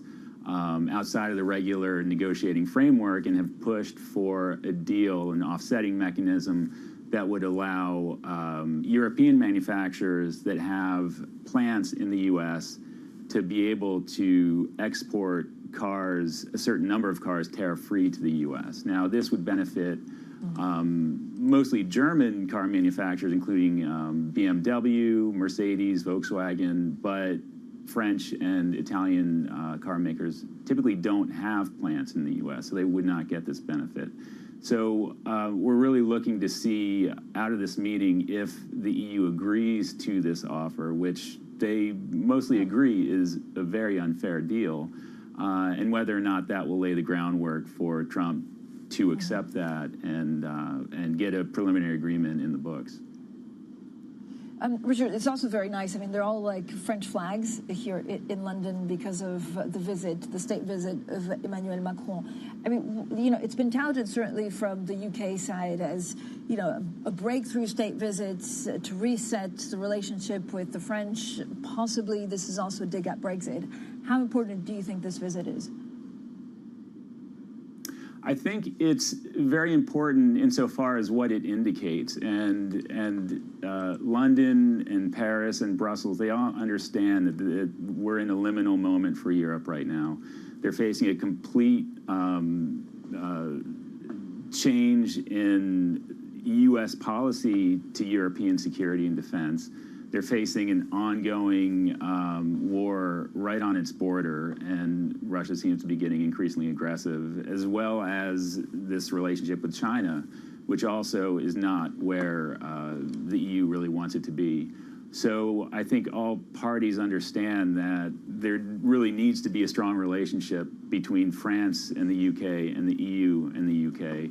And so Macron really is in London to take that message. We need to work together on security, on defense, on trade issues. And despite Brexit, the two really need to work together. Thank you so much, Richard Bravo there from Brussels. Christian, I mean, when you look at, you know, when you put all of this together, I don't know whether the world is possibly fragmenting or whether there's a pool of countries that are working together in certain parts of the world, and that kind of balances out the economy. Yeah, I think this is a question, the big question that remains to be seen. At the moment, we are clearly fragmenting, and I think the big question is now, Europe probably would like to play this role as being the rule-based economy and keeping the rest together. I mean, it's often been said, the US is 50% of global trade. That's a lot, but it's, you know, it's still 15%. If the rest was to continue to trade under rules that say the WTO, so, you know, that then could limit the impact. But, you know, with China, EU frictions. We saw the BRICS over the last few days. They're also having their own agenda, if you want. So it unfortunately, it looks as if we could get really a fragmentation where this is all breaks further into blocks. And we were talking actually about this yesterday, Brendan, the fact that we thought that maybe Donald Trump was going to try and really break Europe apart, but it seems they're holding strong. Were you surprised by, you know, we're talking about retaliation. They seem pretty much on the same page for now and ready to talk with one voice.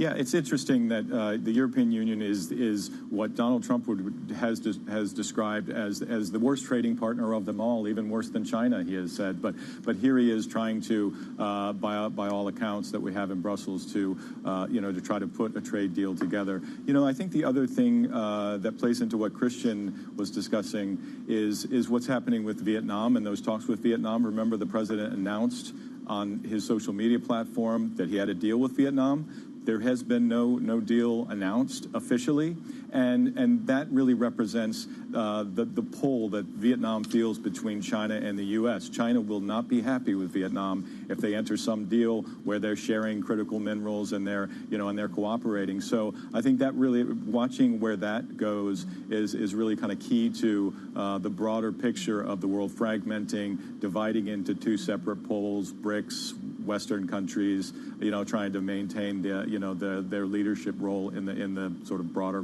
world order. Is that the same for Europe? And again, when you speak to a lot of chief executives, especially in certain industries like retail or food or health, the U.S. consumer is, the almighty U.S. consumer. It'd be very difficult, actually, for European companies to try and make up for that revenue elsewhere. That will be difficult. By the way, Europe also has the issue of the strong euro, right? If you see some of the earnings forecasts, with the strong euro, that has had an impact. But I think in Europe, at least, if anything has come from this, is there is this feeling that they have to pull this through together. The Europe as a whole, the EU is a large market. Germany now provide domestic, in a way, demand through the stimulus they're planning. I think defense is another issue. You mentioned France being in the UK. I think this idea that the UK will work together with the EU on improving their defense capabilities. I think these are strategic changes that will now have some room to go, and I think they are the European countries as well as the UK do look eye to eye. Christian, we were in Sintra actually just last week, and I moderated the policy panel where you had all the big central bankers, and they were very, very reluctant to say anything, frankly, because of the uncertainty, I guess, because of the tariffs. I mean, does this automatically go into U.S. inflation like we've been expecting? There's been a delay that it hasn't showed up in the data yet. Yeah. And same actually for growth. Yeah. Does this accelerate it, or is there still like a real lagging time? There is a big discussion, and I think a lot of, if you talk to the Fed, a lot of the presidents of the Fed, the president, for example, of the Cleveland Fed, she goes around and talks to, the car makers in Detroit, Cleveland, Pittsburgh is big for steel. And it seems the message is all that, companies are waiting. They want to have some clarity. They have inventories they've filled, and when the new car model comes out, maybe then increase prices. It looks very difficult to believe that all that is going on and all these cost increases will end up not driving CPI. And I think this is where, at the moment, there's a certain complacency. Even consumers who are very concerned in the U.S., if you look at the expectations have been coming down now because they don't see the price increases, so they somehow seem to believe they may not be coming. But, U.S. economy is still growing relatively well. There is demand. Yeah. China and others cannot eat, so to say, these cost increases in their margins. So we feel quite comfortable in a way, or certain that we will see these CPI increases in the coming month. Are you expecting the Fed to cut this year? And again, Donald Trump every day attacks Jay Powell. Yeah. And I don't know whether that gives him just more maneuver to do everything he wants on tariffs. I mean, Jay Powell certainly got standing ovations in Sintra, right? Seeing as the independent central banker holding the fort, if you want. We see one cut in the end of the year, when we believe there will be some visibility for the Fed that actually the worst of the price increase is over, and then they're seeing that they're starting to cool. But until then, we actually don't see a cut. We never saw it for July, and we also don't see it for September. Brendan, we're talking a lot about some of the U.S. trade at country level, but if you break down the sectors, so pharmaceuticals, critical minerals, semiconductors, copper, timber, is there anything that will be very difficult for the U.S. to tax because the consumer will be up in arms? Yeah, I mean, look, this is the real challenge facing the Trump administration, because all of these tariffs are piling up. The economic data that we're seeing that doesn't reflect I think there's a lot of noise in there with front loading and that kind of thing. So I think we will see the president roll out more of these sectoral tariffs in the weeks and months ahead. remember, there's a court challenge to the broader reciprocal tariffs, and those may go away. So he's got these other tools in his toolkit to try to accomplish what he wants, build this tariff wall around the U.S. economy, drive production back home. But in the meantime, there are going to be price pressures to deal with. Yeah, it seems it needs to be very well calibrated. I heard tequila was exempt, but I'm not sure if it's true. I haven't checked it out. It was actually a drinks maker CEO that told me. Christian Keller, head of economics research at Barclays, and Brendan Murray, our trade czar. Now, coming up, Bloomberg learns that SpaceX is looking to raise funds at $400 billion, the largest ever valuation for a privately held U.S. company. More on our Bloomberg scoop next, and this is Bloomberg.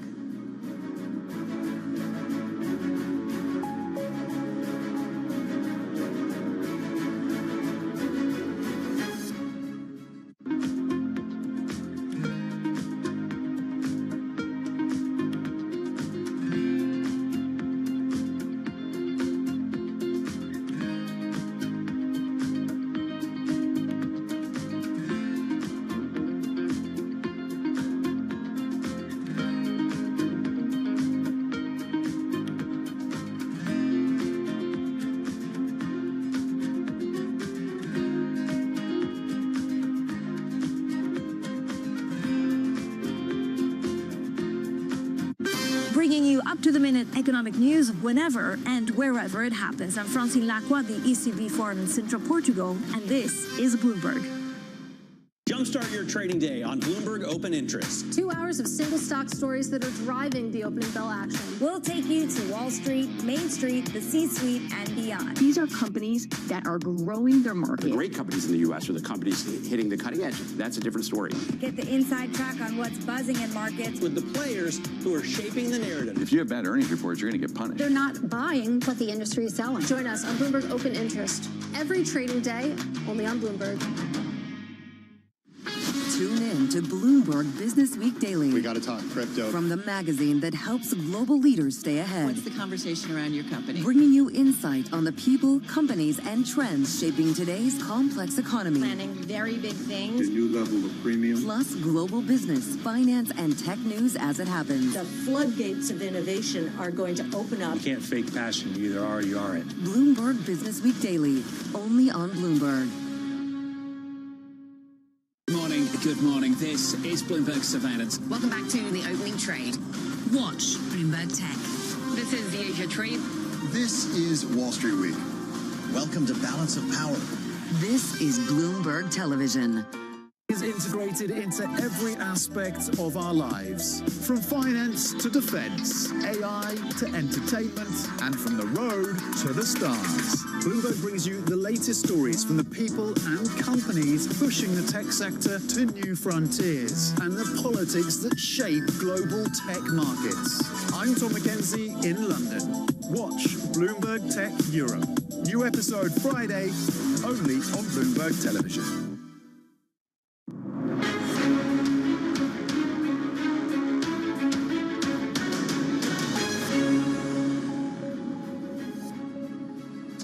Hi, everyone. Now, UniCredit has increased its equity stake in Commerzbank, becoming its largest shareholder after converting derivatives into stock. Now, the move gives Milan-based lender about 20% of the effective voting rights of its German rival. Let's bring in Tom Metcalf, our EMEA finance and investing editor. Tom, I mean, so good to speak to you. I mean, this is like the story that keeps on going and going, but it seems like Andrea Rocelli is absolutely not backing down. What's your take on it? Yeah, I think that's right. I think it's just a sign that, look, he is still definitely interested in a potential takeover of Commerzbank. And, you know, obviously now he has a 20% equity stake, and that will rise to 29%. Look, he's telegraphed he's always going to convert those derivatives into, like, a full-fat, shareholding, as it were. What that gives him is, it makes him a little bit more of a, I guess, a stable, sort of longer-term, in view at least, Commerzbank shareholder. And as you say, it really just shows that, look, he is not planning on turning around anytime soon, backing away. He's previously said, look, I'm going to make a decision as late as 2027 on whether to actually pursue a takeover. And this, I think, just shows that, whatever the, political kind of opposition in Germany, Commerzbank's not happy about this. Whatever's happening there, he's still kind of intrigued and still kind of out there looking. Yeah, I was going to ask, how's Commerzbank reacting to this? Well, I loved in their statement, they said, once again, we were not informed about this move. And so it is interesting that they're definitely kind of, at loggerheads at the moment. But, any bank, or any firm, any company can't ignore a 29% shareholder, which is what UniCredit is going to move towards in the coming weeks. So it'll be interesting to see how both sides manage that, right? Like, they all want friendly relationships as much as possible. But it's such a fascinating dynamic and obviously long running. Like, we've been talking about this for so many months now, and it's just every stage it gets more and more interesting. Yeah, and it's interesting also the operation, right? The way it was done, because they converted some things to get into the stock. Okay, lay out the landscape for European banking M&A. Well, it's hurting my brain, I would say. So there is just so much going on. So any day I might be looking at Spain, Italy, obviously today. Even in France, there's plenty of kind of consolidation chatter. And here in the UK, you just see TSB bought. I mean, I think the big question is, all this M&A momentum and chatter in finance, will it sort of result in a seismic change or any kind of genuine sort of shift in the dynamics? And right now, as you look at the various political pushback, I would say my optimism that maybe this time would be different is maybe fading. But, all it takes is one big deal to unlock things or change things. So right now in Italy, we're watching, what will the Italian court say about UniCredit BPM? Might that kind of change the dynamic in other deals, for instance? And then, of course, as we've just been talking about, if, say, UniCredit could find a way to do the Commerzbank deal, that would be a massive change and really kind of probably change the landscape of European banking. Tom, thank you so much to you and team. I know it's terrific work and just relentless. Tom Metcalf, our EMEA Finance and Investing Editor. Now, Bloomberg also understands that SpaceX is in talks to raise new funding in a deal that could value the company at around $400 billion, the largest ever valuation for a privately held U.S. firm. Well, we're joined by Benedict Kamel, who leads our global space and aviation coverage based in Berlin. Benny, good morning. So how far along are these talks, and what's actually driving a valuation that's this high? So these talks are now underway, as we understand from people familiar. It's a two-way process or a two-step process. First, there's a funding round for investors, and then there's a secondary round for employees and early investors, and the price of the shares that are being offered sort of determine each other. So if the first round goes well, then more will be raised in the second round, and then we could get to that $400 billion valuation. That's about $50 billion more than previously it was $350 billion, now it's $400 billion. So that's quite a step up from only half a year ago, and that gives you a sense of just how valuable this company has become. They are really a force in the space market. They are really the only game in town when it comes to these very regular, reusable rockets, and that's really what's driving the valuation. So, Benny, how is Elon Musk's feud with President Trump factoring into the broader narrative of Musk's companies? Well, Elon Musk is obviously sort of the mercurial leader of this and other companies, and then a lot of people buy into the Elon Musk story, and that story has become somewhat multifaceted, shall we say, over the past 6 months. He still drives the Tesla story and the SpaceX story, but we've seen the rift really that's built up between him and Donald Trump, and SpaceX in particular, and the business of space depends in no small degree on sort of good relations with the government. There's the regulatory side, there's the funding side.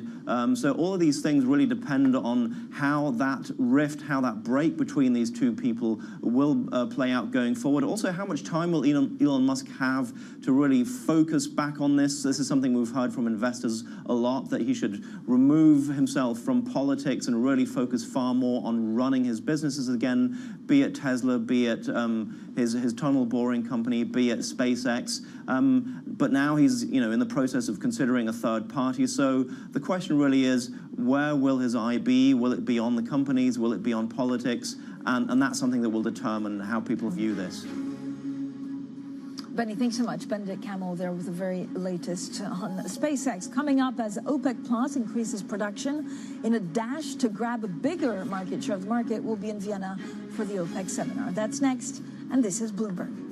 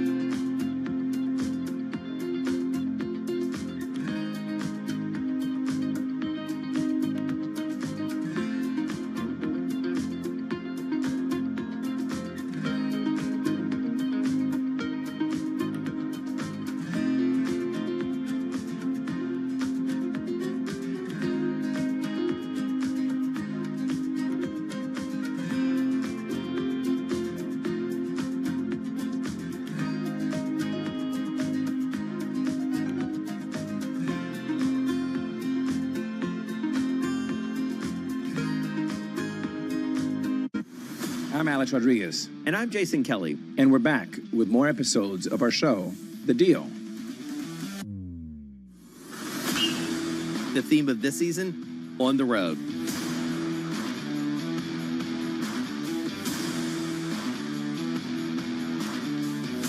We're bringing you more behind-the-scenes conversations with the biggest names in sports, business, and culture, like Melody Hobson. I started to study women's sports like an 11-year-old studies baseball statistics, and I got dangerous in seeing up arrows. Susie Wolf.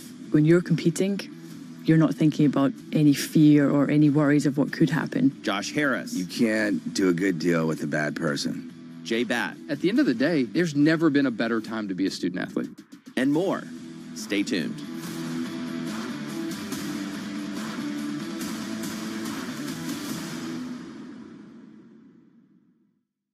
Listen carefully. Can you hear the rhythm in the markets? Not just in the syncopations triggered by inflation, but in the preludes leading to global elections, in the dissonance that moves the Nikkei, and the rising course conducted by AI. There's music in the markets, and if you want to learn to listen for it, we'll show you how. What is going to be the consequence for U.S. markets? We are basically deep in the European earnings season. Take a look at how we're faring when it comes to Asian markets. It's a multi-trillion-dollar industry. We'll show you what's happening in ETFs like no one else. ETF IQ, only on Bloomberg.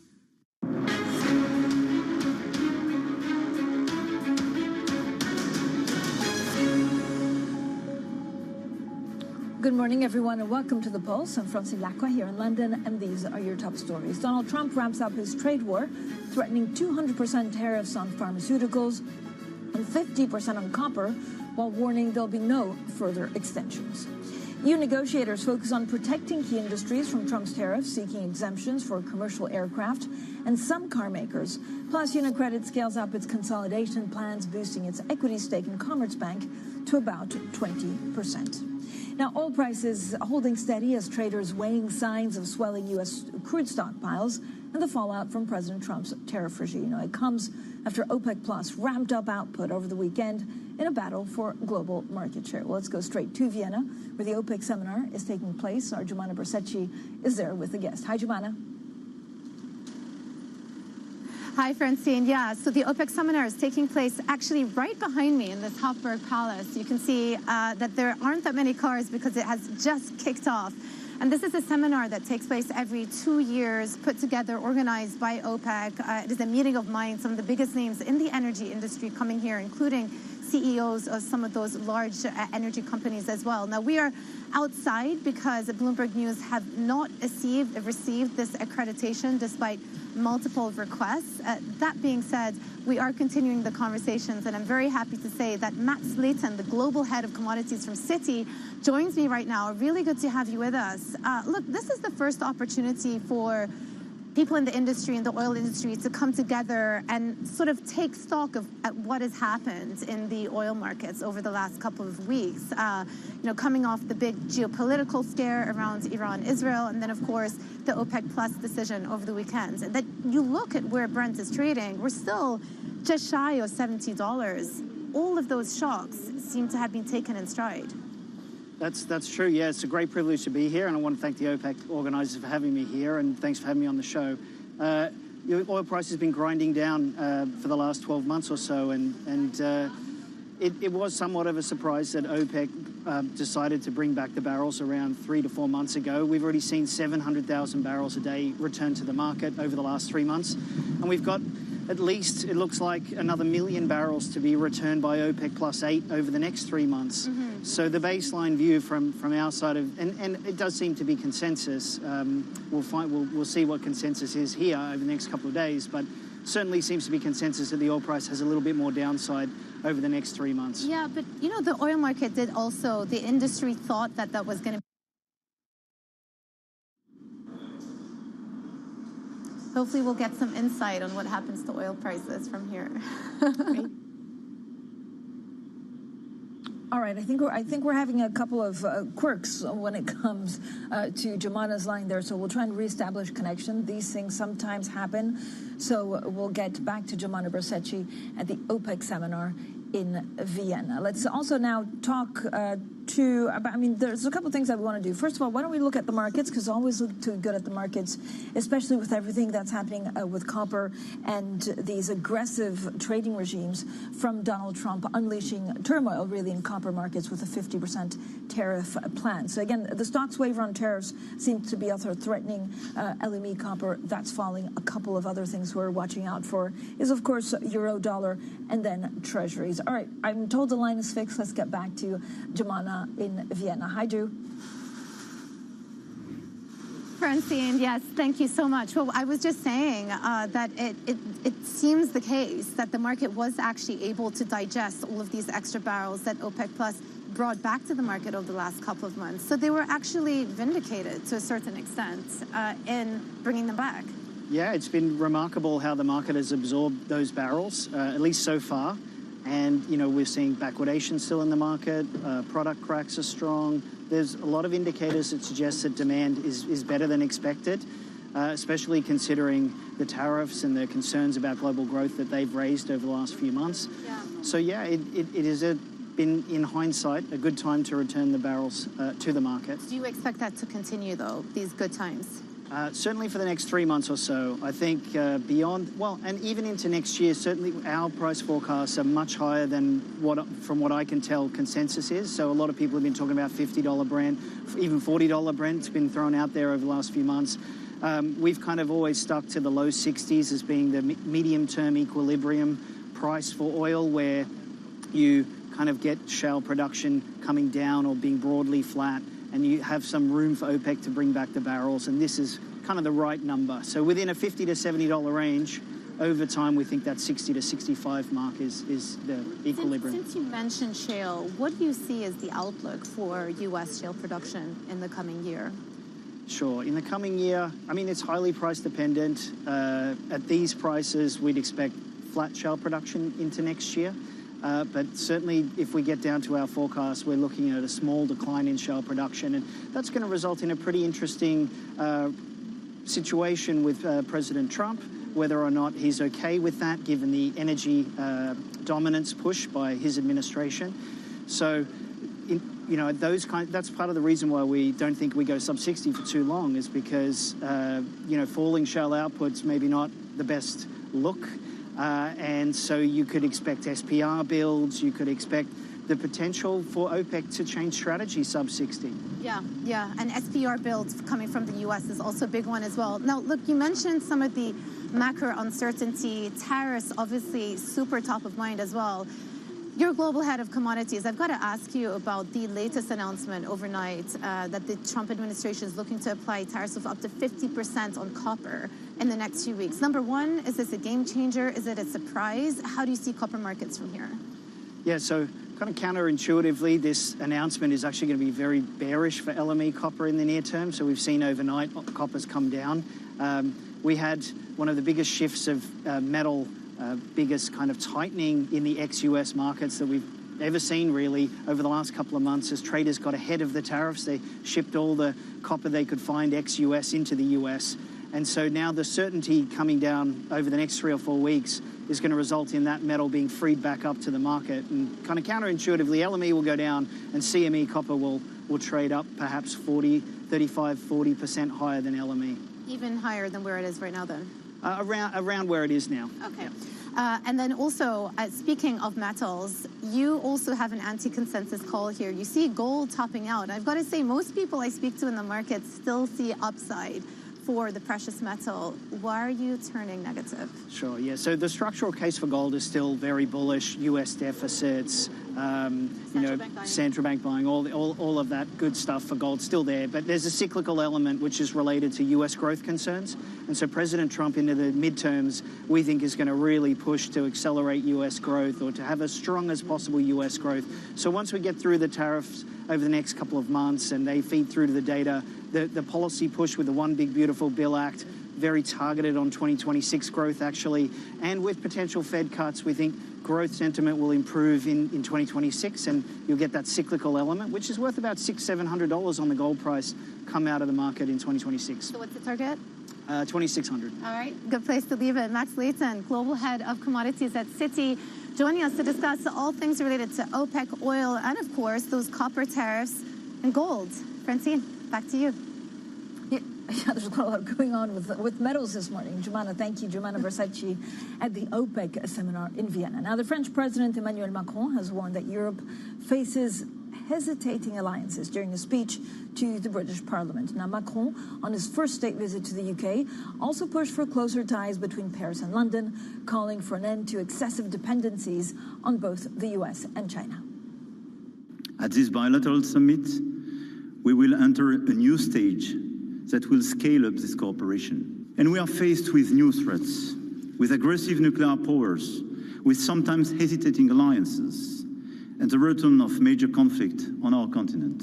There is an expectation in Europe that faced with revisionist neighbors, our two countries have a special responsibility for the security of the continent. And it is time to articulate it. Well, we're now joined by Bloomberg's Alex Morgan. I have to say, he gave a number of speeches. Some of them were also quite funny, with like slight digs at the monarchy, but he kept it polite. What's the significance, in general, of these comments actually on the rapprochement between London and Paris, and what's on his agenda today? Yeah, I think the comment you might be referencing there, Francine, is when he said, "We love monarchy, just not at home." I mean, it was a sort of a sense of a sprinkle of humour in a speech which otherwise had some pretty broad and hard-hitting themes. If you like, what we've had from the French president so far in his address to Parliament yesterday, and also in remarks he made at a state banquet alongside the King, was, I suppose you could say, sort of a road map of where the talks will now go this afternoon with the Prime Minister Keir Starmer, and then at the Franco-British Summit tomorrow, and a meeting as well of this so-called coalition of the willing. What we're yet to see, though, are the really thorny issues being hammered out, being discussed. Announcements say on migration. We know that that is the issue. That is the channel between the two countries. And it is the issue of the channel, which is in the UK, a particularly hot-button political issue with irregular migration across that channel hitting record highs, putting pressure on the UK government. We know they want to reach a new arrangement with the French for returns, as yet to see anything inked on that. Security and defence. You heard there Emmanuel Macron talking about the need for Europe, for the UK and France particularly, to lead the defence of the continent. The shadow, of course, being cast across these meetings is that of the conflict in Ukraine. Emmanuel Macron yesterday saying to UK lawmakers, Europe will never, ever abandon Ukraine. And then you've got growth and investment. Macron also talking about the importance of this sort of rapprochement, as you were saying, this thawing of relations after Brexit. This is the first state visit from an EU leader since Brexit. And Emmanuel Macron talking about how the alliance has grown stronger in that time, talking up the number of companies, of course, French companies in the UK, UK companies in France, but also the cultural ties. And we saw that as part of the pact that was discussed between the UK and the EU, the importance of both the economic and the cultural ties. So the mood music from the president in his remark is, I suppose you could say, big challenges, broad picture. What we're now looking for is the pomp and the ceremony starts to sort of be put to one side and we get to the nitty-gritty of the meetings. There's any details on whether we will see concrete plans, concrete announcements coming out.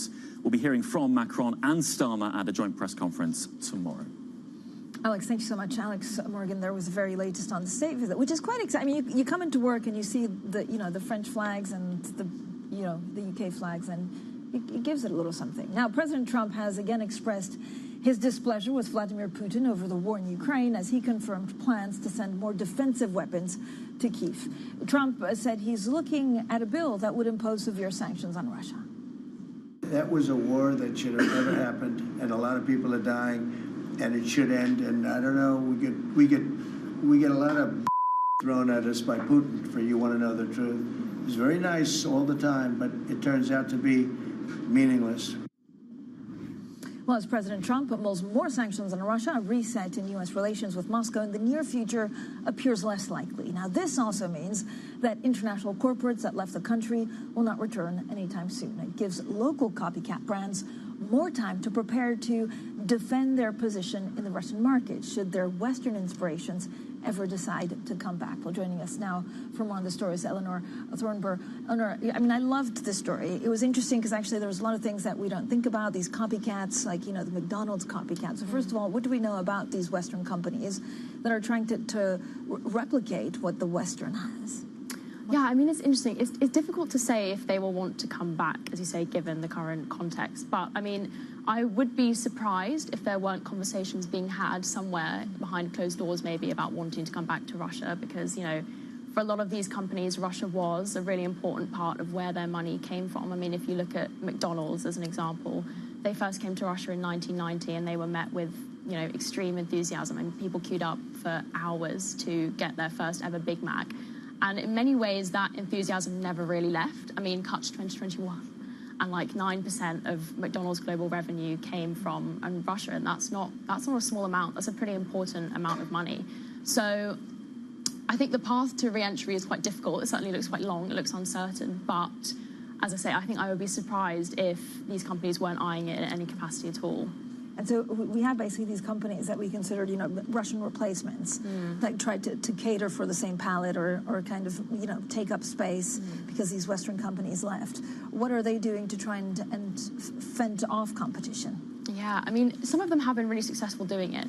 So, I mean, it's not a rosy picture across the board. There have been winners and losers. But, I mean, if you look at the replacement of McDonald's, which is called Vkusnaya Tochka, and that literally translates to tasty and that's it, which is quite a defiant message even of itself.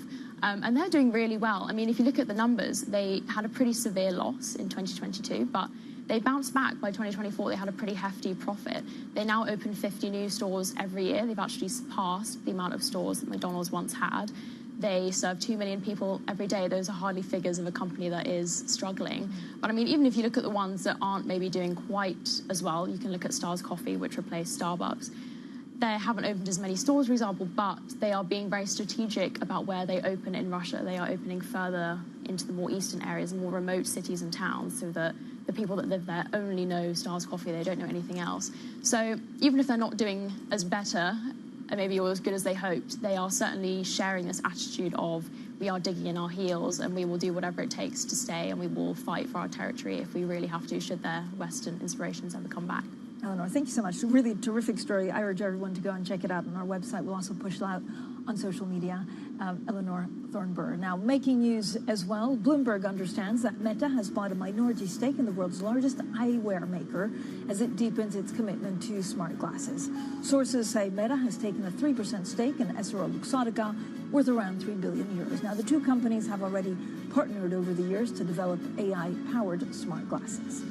And longtime Apple Chief Operating Officer Jeff Williams is stepping down later this month, marking a major change of the guard for the iPhone maker. The company says he will hand his post to Deputy Sabi Khan before retiring from the company later this year. Bloomberg has also learned that the French startup Mistral AI is in talks to raise as much as $1 billion in equity from investors, including Abu Dhabi fund MGX. Now, we're told that the artificial intelligence firm is also in talks for hundreds of millions of euros in debt from French lenders. Mistral is Europe's biggest AI startup and has raised more than €1 billion since its founding in 2023. Coming up, how close is the EU to making a deal on tariffs with the US? Our interview with the Irish Finance Minister and Eurogroup President Pascal Donoghue. That's next, and this is Bloomberg.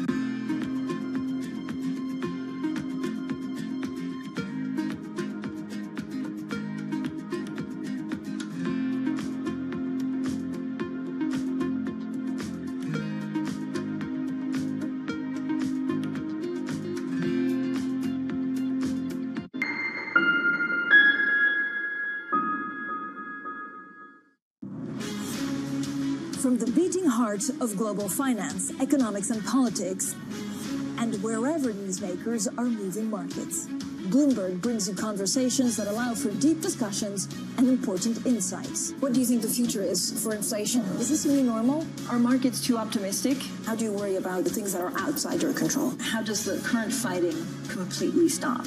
I'm Francine Lacqua, and this is The Pulse, every weekday only on Bloomberg. Making money isn't about drowning in emotions. It's about understanding what's actually happening.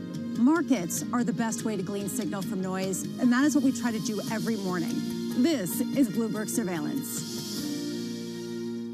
It's the world's second largest economy with a growing influence in global affairs. Bloomberg The China Show brings you the unmatched expertise you need to keep track of breaking news, in-depth market analysis, and the most influential newsmakers in and around China. We need to do more to engage the market more. We're risk on. I think we caught a little sweet spot. Massive savings right now. It's already a different game. Bloomberg The China Show. Weekdays around the world, right here on Bloomberg. Context changes everything.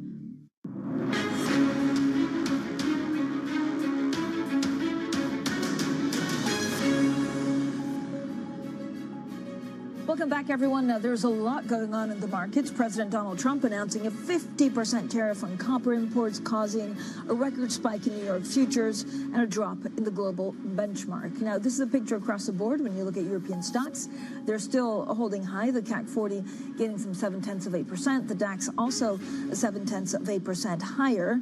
But again, some of the plans that we were thinking on Monday could be looked through. Certainly some of the letters that President Trump and administration sent now seems to be coming back. Now, I have to say the plan, certainly when it comes to the metal markets, was apparently in an off-the-cuff comment to reporters, but it marks this latest twist in a very tumultuous period for industrial commodities. So let's bring those up if we can, and also look at some of the U.S. futures. The U.S. president aims to encourage more mining and smelting at home. Now, the implications of this could be higher inflation. We also know that the president has already raised fees on steel and aluminum imports, while probes into flows of multiple other metals are in trade. So look out for anything on that front. The other thing that took many by surprise is his stance on the European Union. Now, remember, on Monday, traders had largely brushed off the batch of letters in which Trump effectively delayed a lot of his tariffs deadline with, outlining new rates targeting over a dozen countries.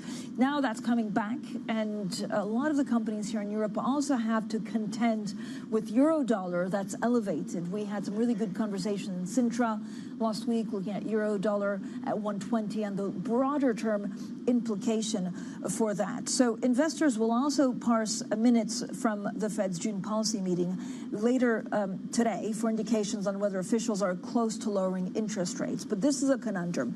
If you're a central banker, do you say, well, look, we actually don't know tariffs and a lot of uncertainty on trade, so am I okay to lower interest rates now?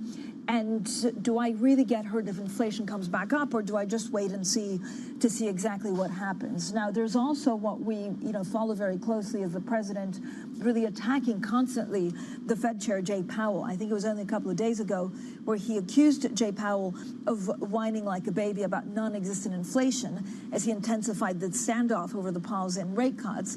Again, any uncertainty in trade could change. Now, Bloomberg has also learned that the European Commission is closing in on, of course, this U.S. trade negotiation. So this is what we know so far, that the trade deal could exempt commercial aircraft from some tariffs. It could also create carve-out for some mostly German car makers and drink companies. So I could not be more pleased to speak to Pascal Donoghue, Ireland's finance minister and president of Eurogroup. Thank you, Minister, for joining us. Congratulations on your re-election as president of the Eurogroup. What is your first priority now? I would identify two priorities that are quite immediate for us. The first one is how we continue to get the balance right on budget policy, investing in our future while keeping our collective public finances safe. And secondly, the more immediate priority too of how we can accelerate progress with regard to the digital euro. In addition to all of that, projects such investment and savings union and how we strengthen our banking union will continue to be big areas of focus for the Eurogroup and for me. Minister, there's so much tariff turmoil, and we understand that President Trump is open to negotiations, but certainly the rhetoric has been ratcheting up. How likely do you think the EU remains at 10% tariffs? And actually, how likely do you think that some key areas for the Irish economy, including aircraft, will be exempt? So it's difficult to assess that at the moment, but that is our priority. Our priority is to lessen the impact of tariffs, both on the Irish economy and on the economy of the European Union. And we remain very committed to that negotiation agenda in the days and weeks ahead. It is to be welcomed that the negotiation window has been extended, as opposed to having to confront a more escalatory set of measures on both sides of the Atlantic. And what we now need to do is use the weeks that are ahead of us to see can we create that environment. Our priority is, as I said, to avoid the impact of general tariffs on our economy, though we accept this is an important issue for the agenda of the US. And secondly, with regard to particular sectors within our economy, to look at how they can be supported.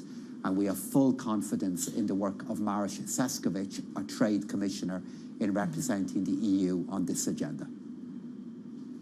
Minister, even a baseline tariff of 10%, which could look pretty good given all of the uncertainty, will have an impact on Ireland's finances, but finances in Europe. What does this mean for example, Ireland's next budget, but European budgets in general? So from an Irish perspective, if 10% tariffs were to become a normal feature of our trading environment, it means that our economy will grow at a slower pace. It means our public finances will still be healthy, but a bit less so. And it means that we will see a continued high level of employment within our economy. But we estimate between 50 to 75,000 fewer jobs being created across a 3 to 5 year window. So that broadly is where Ireland stands. It's one still of growth, but of lower growth than we would have in the absence of those tariffs. And I think that broadly applies for the rest of the European Union overall. If I look at where we are at the moment, I expect the euro area to grow by around 1% this year, by more than 1% next year, and we will still have record levels of employment within our economies. We would prefer to and want to grow at a faster pace, but it's regrettably the case that the trade uncertainty that we're in at the moment is having an effect, which is why concluding these negotiations in a mutually beneficial and agreeable way is so important. As Eurogroup president, you of course also pledged to progress on capital markets and banking union. What do you think needs to be done today to get it done quickly, and what kind of timeline are you looking at? So the agreement in relation to the new securitization initiative that has been brought forward by the European Commission, which was discussed yesterday by all 27 finance ministers when we met in Brussels, is an excellent example of the action that we can take quickly. And what I am hoping for is a quick agreement to that initiative in the second half of this year under the Danish presidency, and the implementation of that initiative shortly afterwards. That is demanding, but it's a real litmus test for what we should be able to achieve with regard to capital markets union. With regard to banking union, in the last number of weeks, a further agreement was reached in relation to a crisis management framework within the European Union for small and medium-sized banks. Governments at the moment are considering the implementation of that agreement, and that's another very practical and timely example of the progress that we can make. Minister, always such a pleasure to speak to you. That's, of course, Pascal Donoghue, Irish Finance Minister and President of the Eurogroup. Up next, Bloomberg Brief. Middle East and Africa. Vibrant resources and high-yield investment opportunities abound. Join me on Horizon's Middle East and Africa for the stories, newsmakers, and insight from this exciting region. Now weekdays, only on Bloomberg. There is a nice confluence between the long-term investor and what we're trying to do. We have an operating principle that's in our handbook, take the long view. When we went public, we put a timeline up on the screen for the whole company in an all-hands meeting. And that timeline went from founding to 100 years out. And the IPO was one dot in 1 year on that timeline. And we tried to orient the employees to, this is a wonderful event, this IPO, but it's a moment in time on a very long journey. This is a company that you want to exist in 100 years. We do. Wall Street doesn't think in... No, they think in like hours. Yeah. And what I've learned of Wall Street, and particularly Wall Street investors, when they say they are long-term investors, that means they'll keep your stock for like a month. There has been one instance where I did something that was just for short-term stock, and I felt so bad about it that I don't think I'll do it again. What was that? There was one quarter, a few quarters ago, we were not going to beat the quarter. We were going to probably just hit it, and so far we beat every quarter. So we were all like, wait, what? Our perfect record. We're like a 4.0 student that is going to get a B for the first time. This is not good. And I decided that for a short period of time, at the end of a lesson in our app, we would show 2 ads instead of 1. Turns out that by itself was good enough to beat the quarter, but it's bad for the product. It's not good. After that, I am never doing that again. Technology is embedded in every aspect of our lives. And laying the foundation for the future.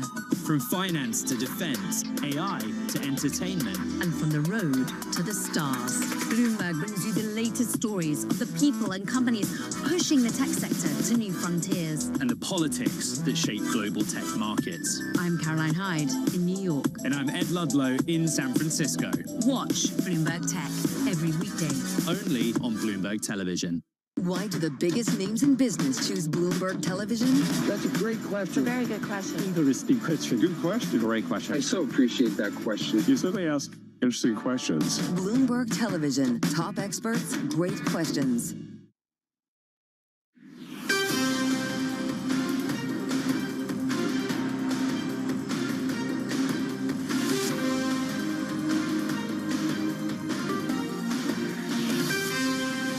It's 5 a.m. in New York City. Good morning. I'm Lizzie Burden with your Bloomberg Brief, standing in for Danny Berger. Here's what you need to know.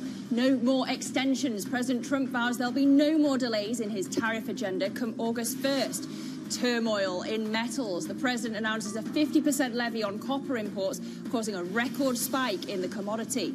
And letter to Brussels. The European Union's new tariff rate could be declared in the next 2 days as it tries to cut a deal. Well, he ain't backing down. The president has slapped this 50% tariff on copper imports, far exceeding expectations, and saying there are going to be no extensions for country-specific levies, and saying that there are more announcements in the mail. But this market is tired of the trade uncertainty. Today was meant to be the day when we got clarity, and starved of it, futures are struggling to find direction this morning. Look at your bond space as well. It's the 5th straight day of selling pressure for treasuries. 439 is where we are at on the 10-year, but we've got to look at copper here because we had that record spike in New York futures yesterday, a drop in the global benchmark, and this is a watershed moment for the red metal, according to Citi.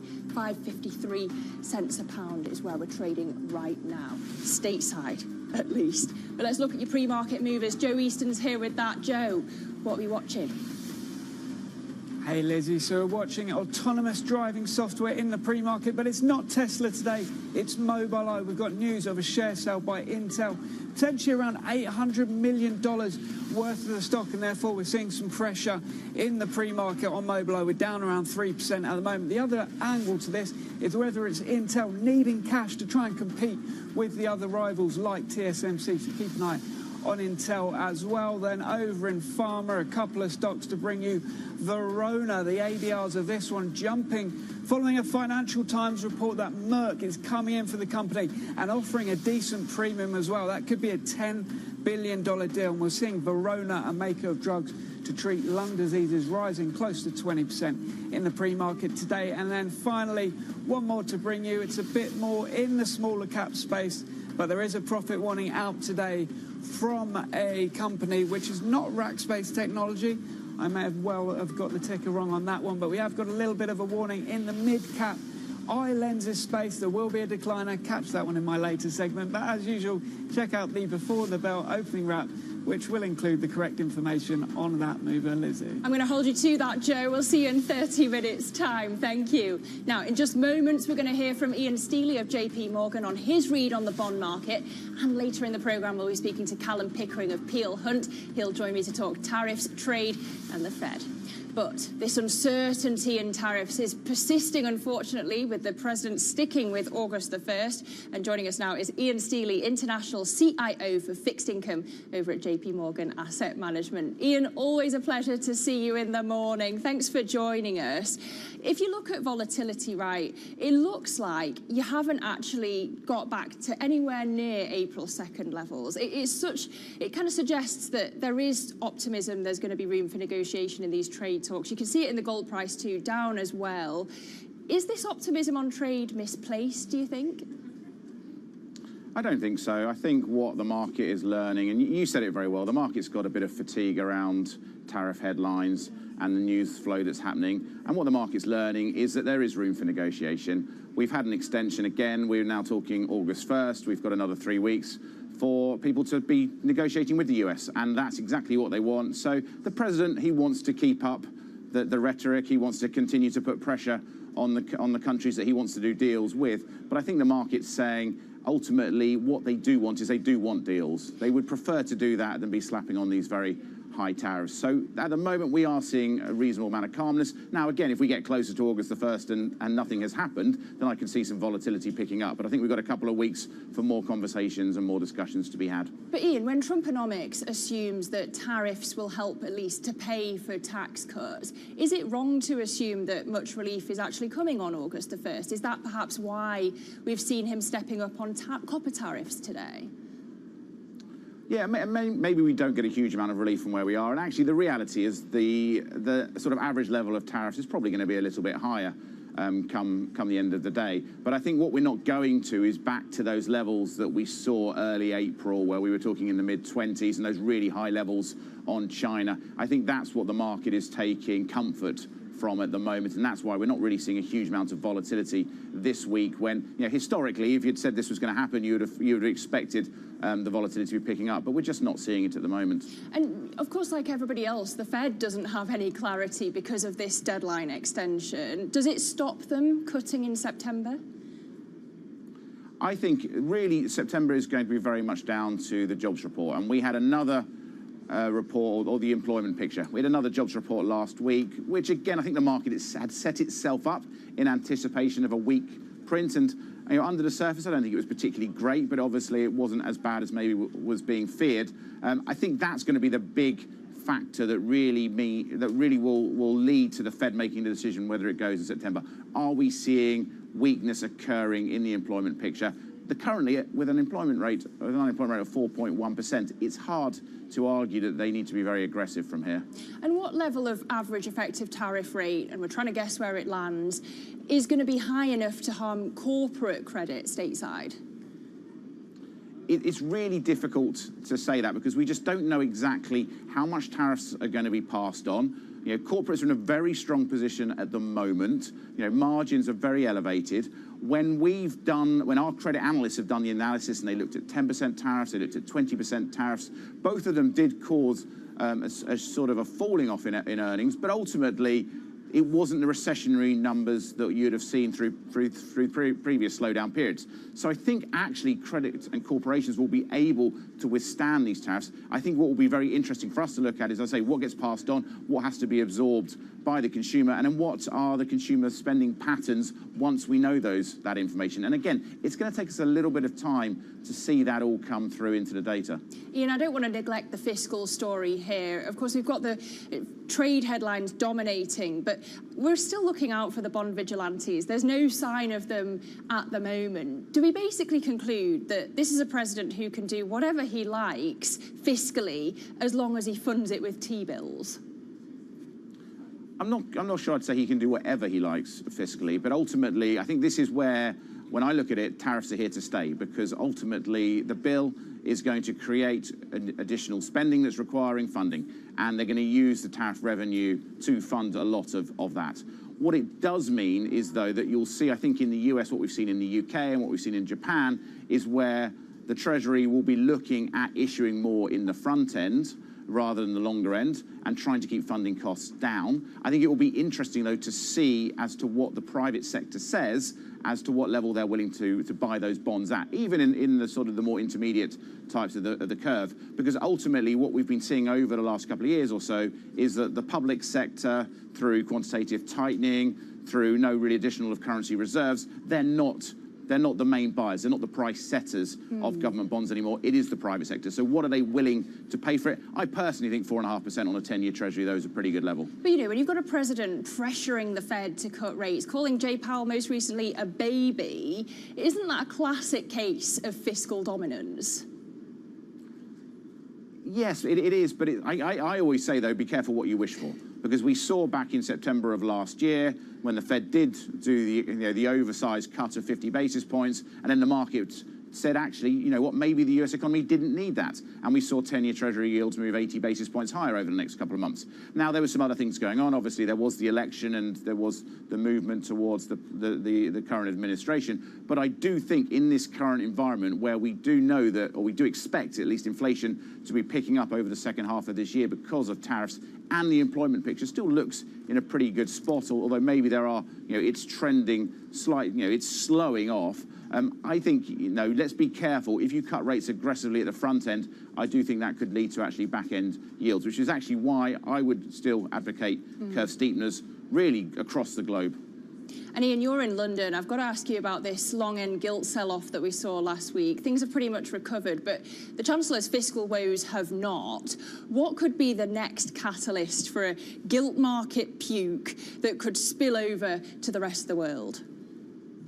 I think it's still a concern around the state of the fiscal situation in the UK and how they're going to fund it. And if we do see slowing growth, then ultimately there are concerns around the growth trajectory, concerns around the growth trajectory in the UK. Now, if at the same time we start to see service inflation come down and we start to see the Bank of England being able to be more proactive on rate cuts, and I think that could well be the case as we move into the second half of this year, then actually I think the gilt market also looks pretty attractive at the moment. But I say, exactly as you said, though, there was a bit of a wobble.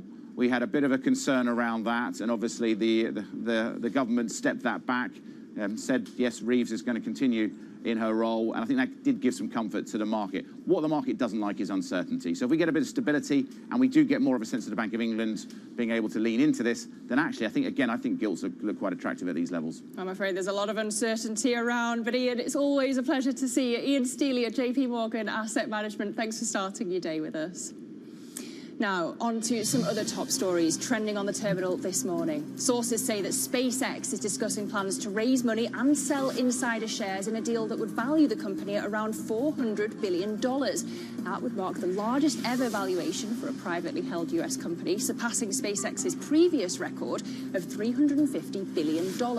A representative for SpaceX didn't immediately respond to a request for comment. And Sam Altman hasn't yet spoken to Mark Zuckerberg since Meta took some of OpenAI's top engineers. But he looks forward to a meeting with Zuckerberg at the Sun Valley conference this week. Altman spoke to reporters at Sun Valley about retaining talent. I think we have obviously we have an incredibly talented team, and I think they really love what they're doing. Obviously, some people will go to different places. There's a lot of excitement, I guess we could say, in the industry. But no, I think we feel fine. And sources say Meta bought a minority stake in the world's largest eyewear maker as it deepens its commitment to smart glasses. The stake is worth $3.5 billion, and the two companies have worked together for several years to develop AI-powered smart glasses. Representatives for both companies declined to comment. Well, coming up on the programme, President Trump sows fresh chaos in the metals markets. Bring you more on his latest tariff threats next.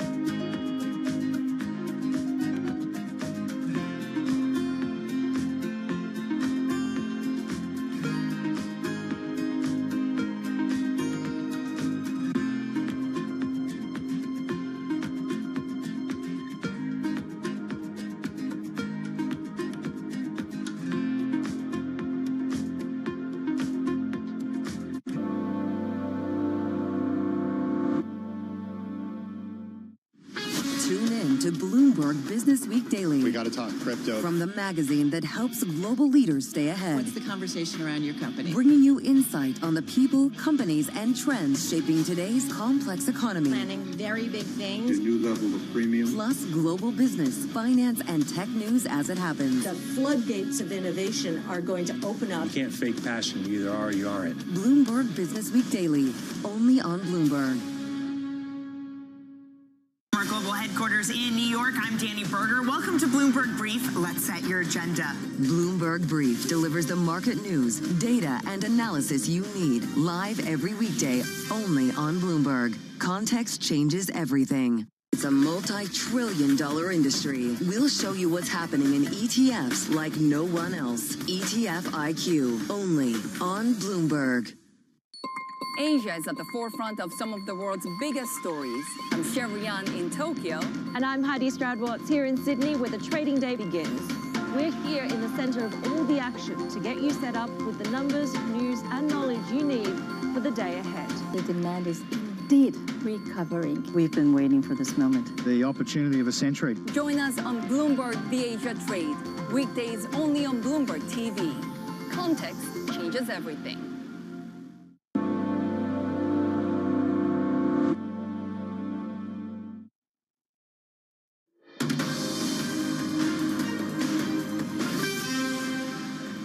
I believe the tariff on copper, we're going to make it 50%. We'll be announcing something very soon on pharmaceuticals. We're going to give people about a year and a half to come in, and after that, they're going to be tariffed if they have to bring the pharmaceuticals into the country, the drugs and other things into the country. They're going to be tariffed at a very, very high rate, like 200%. Our top story, President Donald Trump is sticking with his aggressive tariff regime. Trump ruling out any further extensions, and metals prices are on the move after the president threatened substantial new rates on copper as well as pharma imports. So team coverage starts now. We're joined by Bloomberg's Brendan Murray, who leads our global trade coverage, and Clara Ferreira-Marquez, who's managing editor for commodities and energy in Asia. Good morning to you both. Clara, let me start with you. The president has long warned that it's time for copper to come home, but I don't think anybody was expecting a 50% tariff. So what changed here? Well, there's a lot we don't know, and that's one of the elements we don't know. We do know, however, this is a 232 investigation, so we had expected it to come a little bit later in the year, and I don't think the market was expecting 50%, perhaps half that. You can see that in the very strong reaction in the COMEX market overnight. I think that really tells you everything. The interesting thing, though, is if you look at the spread between London and New York, it probably hints that perhaps not everyone in the market is expecting a full fat 50% tariff to be fully implemented. Well, yeah, talk us through those price dynamics there. What does it actually mean in terms of how copper is going to be moving around the world in response to these tariff threats? Well, as far as we know, and remember, we don't actually know a lot about what kinds of copper will be tariffed, and that is actually very important. The US, for example, has very little or indeed almost no processing capacity. It's not at all clear how they will manage that. But what we've seen in the last few months is huge volumes of copper being sucked up by the US, and that's really created a big distortion between the US and the rest of the world. A little bit of that continuing, but what today marks, or what yesterday, last night marked in the US is a change, a watershed. Now the market is calling time on that and looking through and thinking about what happens when a lot of this copper that's been piling up in the US is going to come flooding back into the rest of the world. What we're looking for today and in the days and weeks to come is really how this works, what are the details, how is it applied, what's the timing, and who will get an exemption. I think that's really, really fundamental at this point, particularly for countries like Chile, the world's largest copper producer. Well, yeah, Brendan, let me bring you in here, because it's not just copper. The president's also threatening tariffs on drugs, on semiconductors, and other metals. Today was meant to be the day when we got certainty on trade, but the threats just seem to be ramping up. Do you expect more of these announcements? How do we expect it to be choreographed over the coming days and weeks as we head towards August 1st? Yeah, this is pretty a classic Donald Trump move. The body language yesterday from the president was very much that he's frustrated that these other deals, these trade agreements, are not coming together. So what we heard him say was, you know, I've got this other mechanism to impose tariffs on you. Now let's remember the 232s can be used pretty broadly. So it's not just the raw material of copper. They can apply it to products containing copper as well. So I doubt Donald Trump wants to bring copper mining back to the United States, but it's the way that those 232 sectoral tariffs can be applied that will really make countries like Canada or Mexico stand up and be alert to the threat of this. The other issue is the pharmaceuticals. Now remember, Trump is in the middle of a negotiation with India and the European Union at the moment. Both of them would suffer a lot of economic harm if there were pharmaceutical tariffs on their exports. So there's a bit of gamesmanship going on here. And copper as well could play a role in the USMCA review that's upcoming as well. So in the broader sort of trade matrix that the Trump administration is gaming out here, this plays into more leverage that the Trump administration is trying to apply to trading partners who are currently not coming to the table and signing any of his agreements. Well, yeah, you mentioned the European Union. It seems a lifetime ago, but yesterday, of course, euro-dollar was up on the hopes of a US-EU deal. Now Trump's saying that he's not far off sending Brussels a tariff letter despite the progress in the talks. We've heard from the European Commission President Ursula von der Leyen earlier saying that she had a good exchange with Trump, though. Let's just take a listen. I had a good exchange with President Trump earlier this week to help move things forward. We're looking for a reliable framework from which we can keep building our common trade. So the message is clear. We stick to our principles, we defend our interests, we continue the work in good faith, and we get ready for all scenarios. Brendan, I'm not sure the message is clear. Tell us what's going on behind the scenes. Well, the Europeans the ambassadors will get together and try to figure out how much pain they're going to be able to take from this framework that they're trying to work out with Trump. They are also preparing retaliatory measures if it comes to that.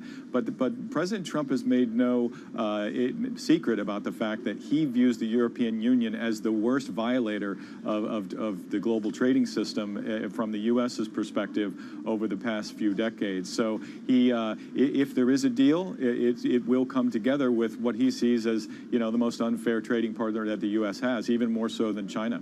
And of course, every country's been lobbying to get a deal that works for them. Which sectors do we think are actually going to be the winners and losers in a potential EU-US deal?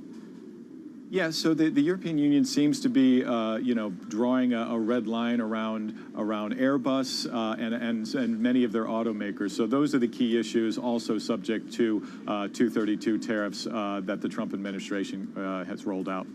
All right, Brenda Murray, Clara Ferreira-Marquez, lovely to see you both this morning. We thank you so much for your team coverage. Coming up on the programme, a look at what else is making headlines, including a possible deal for the drug maker Merck. This is Bloomberg.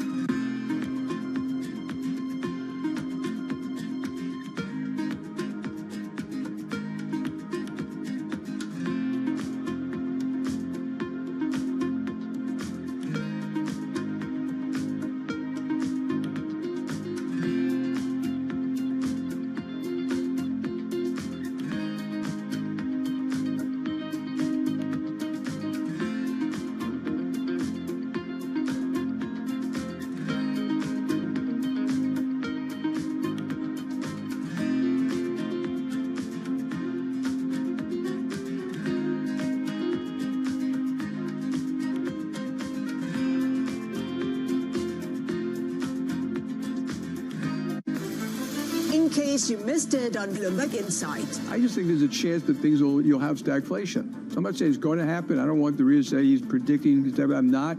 But we have to be prepared for something like that. I think the global fiscal deficits are inflationary. I think the remilitarization of the world is inflationary. The restructuring of trade is inflationary. And this is not all an American thing. You know, with all those things taking place, yeah, you may be surprised. I spoke to Jamie Dimon. He says that we should actually prepare for stagflation.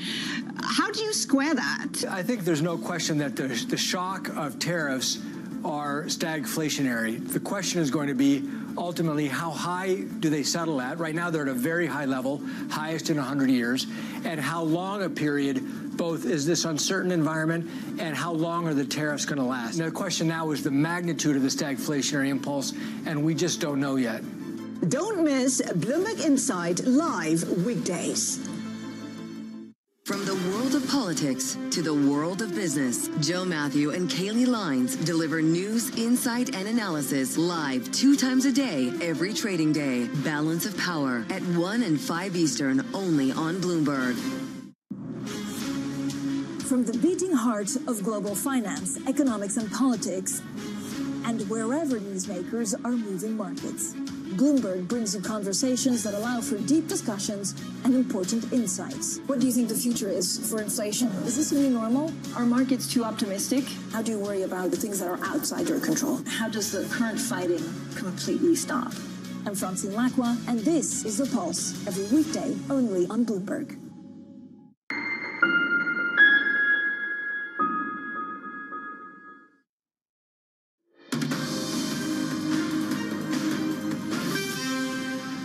This is Bloomberg Brief. I'm Lizzie Burden in New York. Time now for your front page news. A look at what's making headlines around the world. First up, the Wall Street Journal reports that President Trump has decided to delay the reciprocal tariffs to August 1st after advisors, including Treasury Secretary Scott Bessent, told him he could get trade deals with more time. Sources told the Journal officials felt as if they were making progress on deals with several trading partners like India and the EU as Trump's previous deadline approached. Next up, let's look at the Washington Post. The Supreme Court clearing the way for the Trump administration to launch plans for mass firings and reorganizations at 19 federal agencies and departments while litigation continues. In response to other emergency requests from the Trump administration, the Supreme Court has sided with President Trump's efforts to append the federal bureaucracy. And let's look at what's splashing the Financial Times. They report that Merck is closing in on approximately $10 billion deal to acquire respiratory drug maker Verona Pharma. It'd make the US drug maker's biggest acquisition in 2 years as it expands in respiratory medicine. Sources tell the FT Merck would pay a 23% premium to Tuesday's closing price. Discussions are at an advanced stage and an agreement could be announced as soon as today, barring any snags. Let's check in on these markets, and we've got futures at the moment pointing higher when it comes to your S&P. Bit of optimism maybe about whether deals could be reached by August 1st. Is it misplaced? That is the question. When it comes to euro-dollar, we're weaker today, a contrast from yesterday because of the lack of optimism on a US-EU deal. The optimism much more potent yesterday. Your 10-year there at 4.39, a lot of pressure on the long end globally yesterday and over previous days. And we can dive into the bond market story a little more deeply next. Coming up, we're going to digest the tariff market impact next with Callum Pickering of Peel Hunt. This is Bloomberg.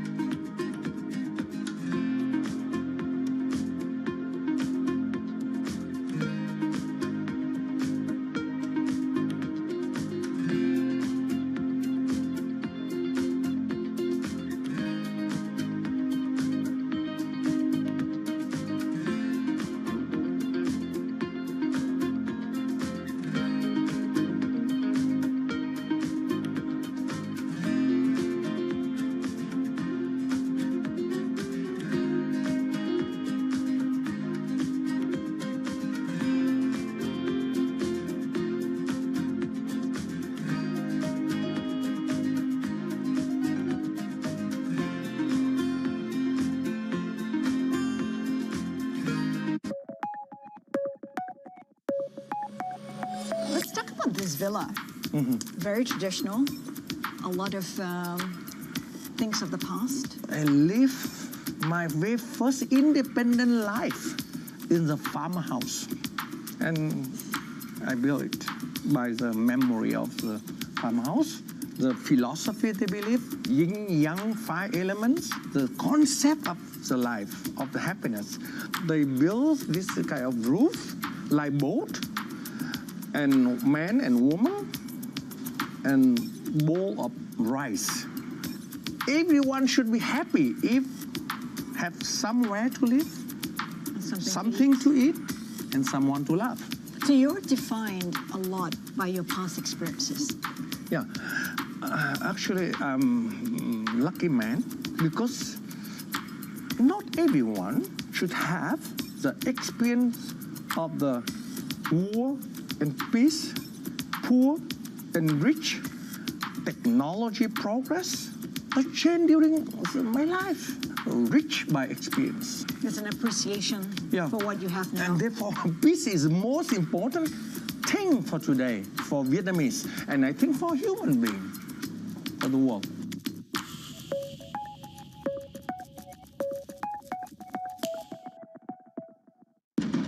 What is going to be the consequence for U.S. markets? We are basically deep in the European earnings season. Take a look at how we're faring when it comes to Asian markets. U.S. jobs numbers are released. Bloomberg has the report under surveillance with crucial data and expert analysis at terminal speed. Nobody covers Jobs Day like Bloomberg.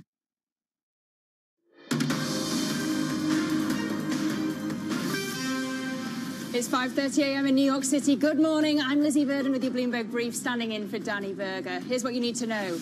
No more extensions. President Trump vows there'll be no more delays to his deadlines in his tariff agenda come August 1st. Turmoil in metals. The president announces a 50% levy on copper imports, causing a record spike in the commodity. And letter to Brussels. The European Union's new tariff rate could be declared in the next 2 days as it tries to cut a deal.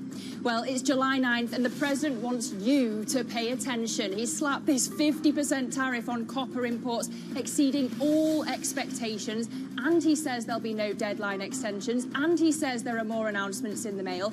And this market is tired. Today was meant to be the day that we got certainty, but starved of it. US futures not pointing that much higher, though we have flipped into the green now. S&P E-mini futures up 0.2%. Now, let me take you to your bond market as well, because we've seen 5 straight days of selling pressure for treasuries. Long-end yields climbing globally yesterday. The 10-year now at 4.39. But we've got to talk about copper, because we saw this record spike in New York futures yesterday, a drop in the global benchmark, a watershed moment for the red metal, according to Citi, and trading now at 5.52 cents a pound stateside. But let's look at what stocks we should be watching this morning. Joe Easton's here with that.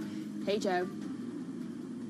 Hey, Lizzie. So I'm watching automated driving software in the pre-market today, but it's not Tesla, the one we tend to look at. It is Mobileye. Now, we are getting reports of a share sale by Intel, potentially around $800 million worth of Mobileye stock, and the stock coming down, was down around 3% earlier, coming back up very slightly, but keep an eye on that one later. This kind of representing Intel needing cash to bulk up its defense against the rivals like TSMC in the chip space. Then I've also got a couple of pharma stocks on my radar. As Lizzie mentioned earlier, there's a report in the Financial Times of Merck doing a deal for Verona Pharma, a UK-based company with a listing in New York, potentially at a 20% premium, worth around $10 billion. And therefore, we're seeing that stock higher. Also a little gain for Merck today. And then finally, RxSight. This is a maker of eye lenses. A big profit warning for this one. Going to be a messy open for that stock. The company warning that doctors not recommending its technology enough in the eye care space, and therefore they are pulling their guidance today.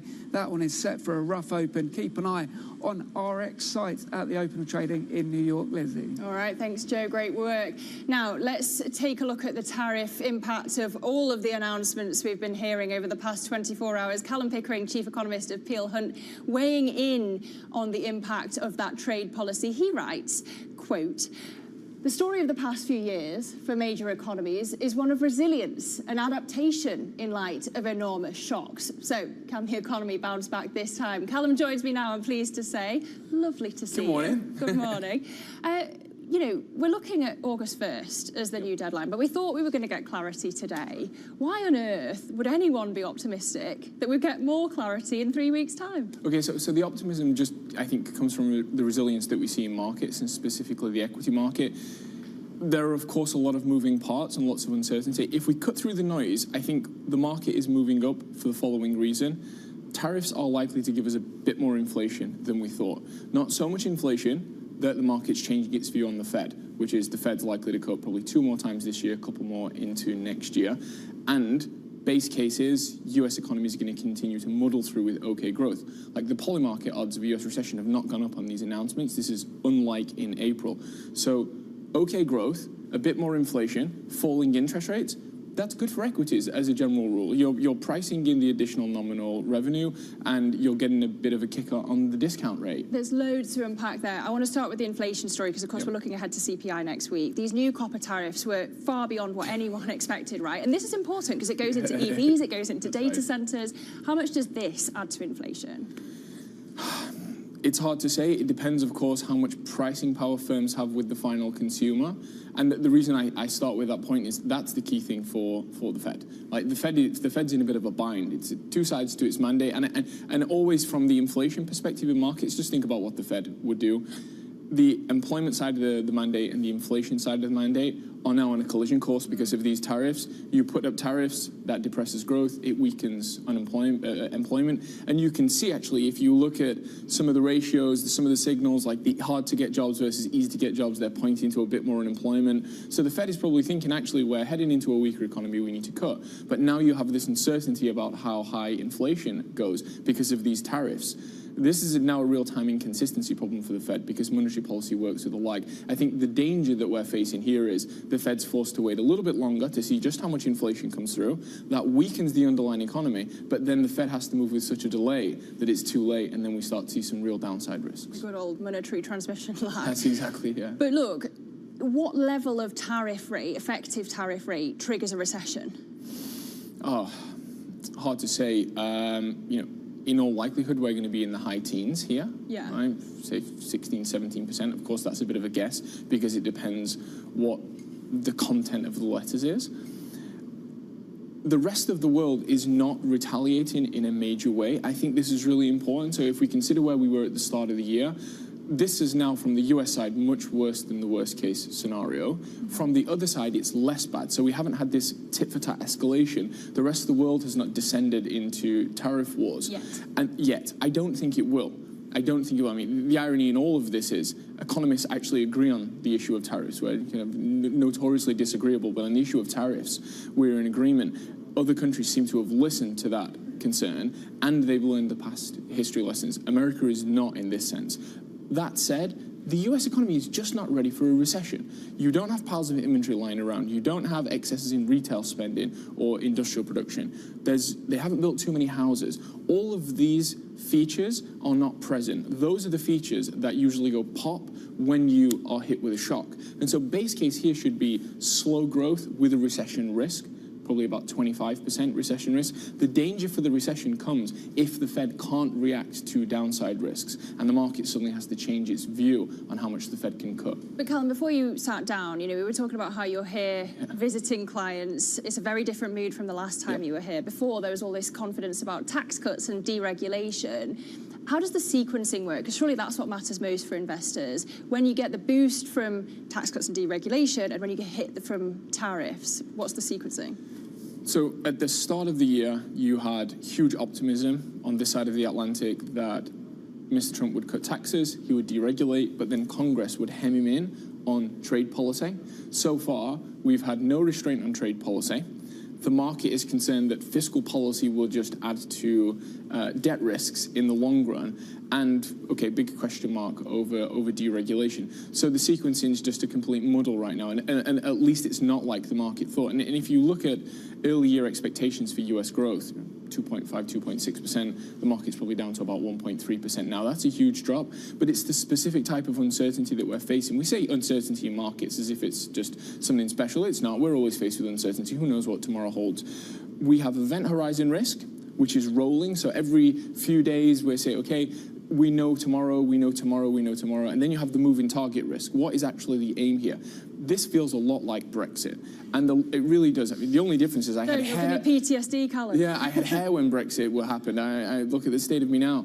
The problem you have is, for markets, how do you take on risk when you don't know what the deadline is and what the deadline actually involves? The consequence for the UK was markets worried much too much about the near-term economic consequences, didn't factor in the long-term market impact. That's roughly what we see now in the US, where in April we had big fears of a US recession. This time the market is not more worried about a US recession despite the bad news, but now we see the long-term consequences for markets, which is, does the US on a relative basis underperform in equity markets? Does the dollar weaken on a structural basis? I think these are the themes that actually will matter much more over the next few years than any near-term economic consequences. Look, you brought up Britain, so let's just go there. It's a question I asked Ian Steely earlier. Yeah. We've kind of had a calm down since the gilt market sell-off last week on the uncertainty around the Chancellor's position, but, you know, the fiscal headache's still there. That's right. What's the next catalyst for that sort of sell-off again when we know that it could infect the global bond market?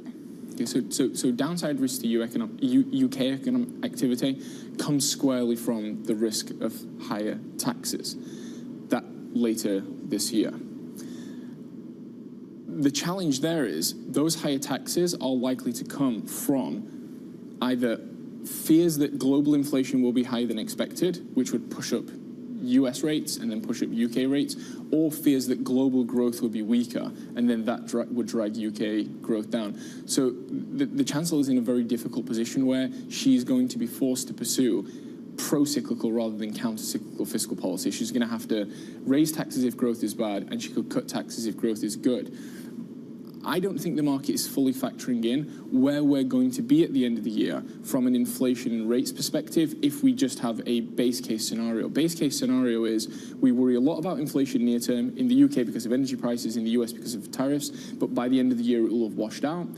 We worry whether the Fed can cut, whether the Bank of England can go a little bit further. In all likelihood, we'll get at least one cut from both central banks before we get to the fiscal announcement in the UK. And so bond yields are now pricing the ex ante inflation risk and uncertainty about rates. By the time we get to the budget, bond yields are likely to be lower because we'll be past the major part of the inflation risk. We'll see that central banks are cutting. And so I wouldn't be surprised, actually, if these bond yields, which are worry for the Chancellor now, are actually the thing that saves her from big tax hikes towards the end of the year. I've often thought that the market is the shield to That's Rachel right. Reeves right now. Callum Pickering, Thank you so good much. to see you. See you when you're back in London. Callum Pickering there of Peel Hunt. Now, to the other top stories trending on the terminal this morning. Sources say that SpaceX is discussing plans to raise money and sell insider shares in a deal that would value the company at $400 billion, roughly. That would mark the largest ever valuation for a privately held US company, surpassing SpaceX's previous record of $350 billion. A representative for SpaceX didn't immediately respond to a request for comment. And Sam Altman hasn't yet spoken to Mark Zuckerberg since Meta took some of OpenAI's top engineers. But he looks forward, he says, to a meeting with Zuckerberg at the Sun Valley conference this week. Altman was speaking to reporters at Sun Valley about retaining talent. I think we have an incredible, obviously they have an incredibly talented team, and I think they really love what they're doing. Obviously, some people will go to different places. There's a lot of excitement, I guess we could say, in the industry. But no, I think we feel fine. Fantastic eyewear. And speaking of which, sources say that Meta bought a minority stake in the world's largest eyewear maker as it deepens its commitment to smart glasses. The stake is worth $3.5 billion, and the two companies have worked together for several years to deploy AI-powered smart glasses. Representatives for both companies declined to comment. Well, coming up on the programme, President Trump sows fresh chaos in the metals markets. More on Trump's latest tariff threats next. This is Bloomberg.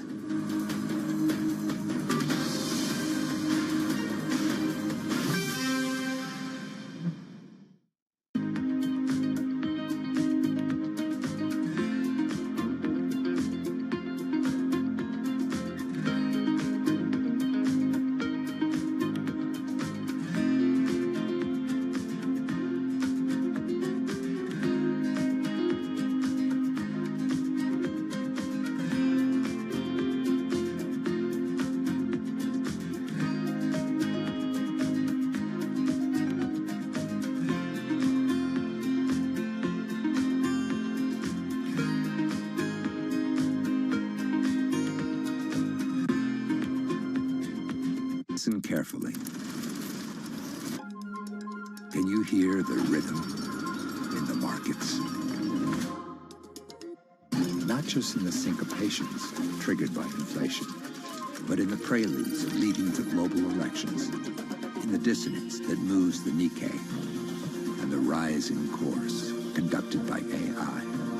There's music in the markets, and if you want to learn to listen for it, we'll show you how. As Bloomberg's global financial correspondent, I get to meet the people shaping the way money flows around the world. And I want to bring you with me. Now we're playing. Yep, now we're playing.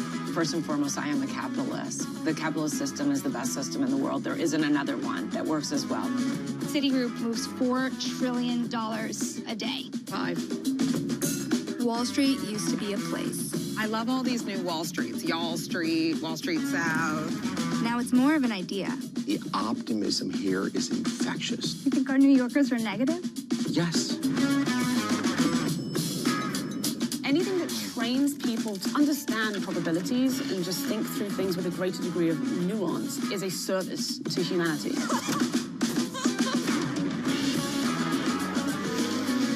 I hope you survived the day. I did. It was a busy day.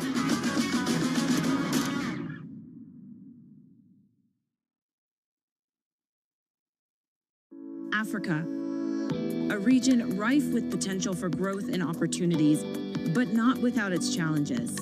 Bloomberg highlights the biggest stories, interviewing key players, and reporting on the issues impacting the region. Join us as we get to the heart of African business, politics, and economics, and ask the question, what's next? I'm Jennifer Zabasaja, and this is Next Africa.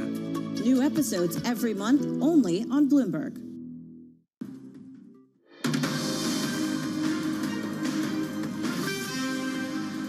I believe the tariff on copper, we're going to make it 50%. We'll be announcing something very soon on pharmaceuticals. We're going to give people about a year and a half to come in, and after that, they're going to be tariffed if they have to bring the pharmaceuticals into the country, the drugs and other things into the country. They're going to be tariffed at a very, very high rate, like 200%.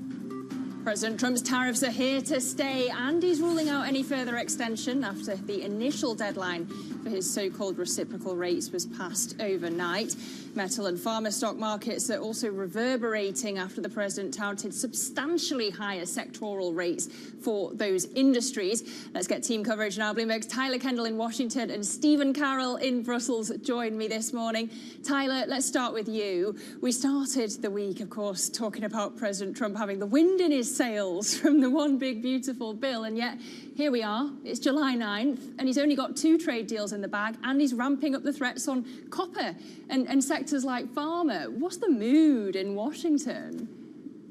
Yeah, hey, Lizzie. Well, you're exactly right. Congress was able to pass that reconciliation package by that self-imposed July 4th deadline. And now with those lawmakers out of town, those Republicans feel like they've done their job. But of course, we are still waiting for some more forward progress when it comes to the tariff plans. And the reconciliation package and the tariffs really do go hand in hand in the administration's view, considering that we had the Treasury Secretary Scott Bessent yesterday in the Oval Office tell reporters that they're projecting to bring in $300 billion worth of tariff revenue by the end of this year, of course, considered to be part of an offset when it comes to the $3.4 trillion in projected deficit spending because of that tax package. The administration wants to see sort of a confluence of economic factors happen here over this summer, but they need to show some forward progress on these deals. And perhaps that's why we're starting to see these letters go out this week, with President Trump threatening additional ones coming this morning. He said that we could expect a minimum of 7 letters in a first batch and then additional ones later on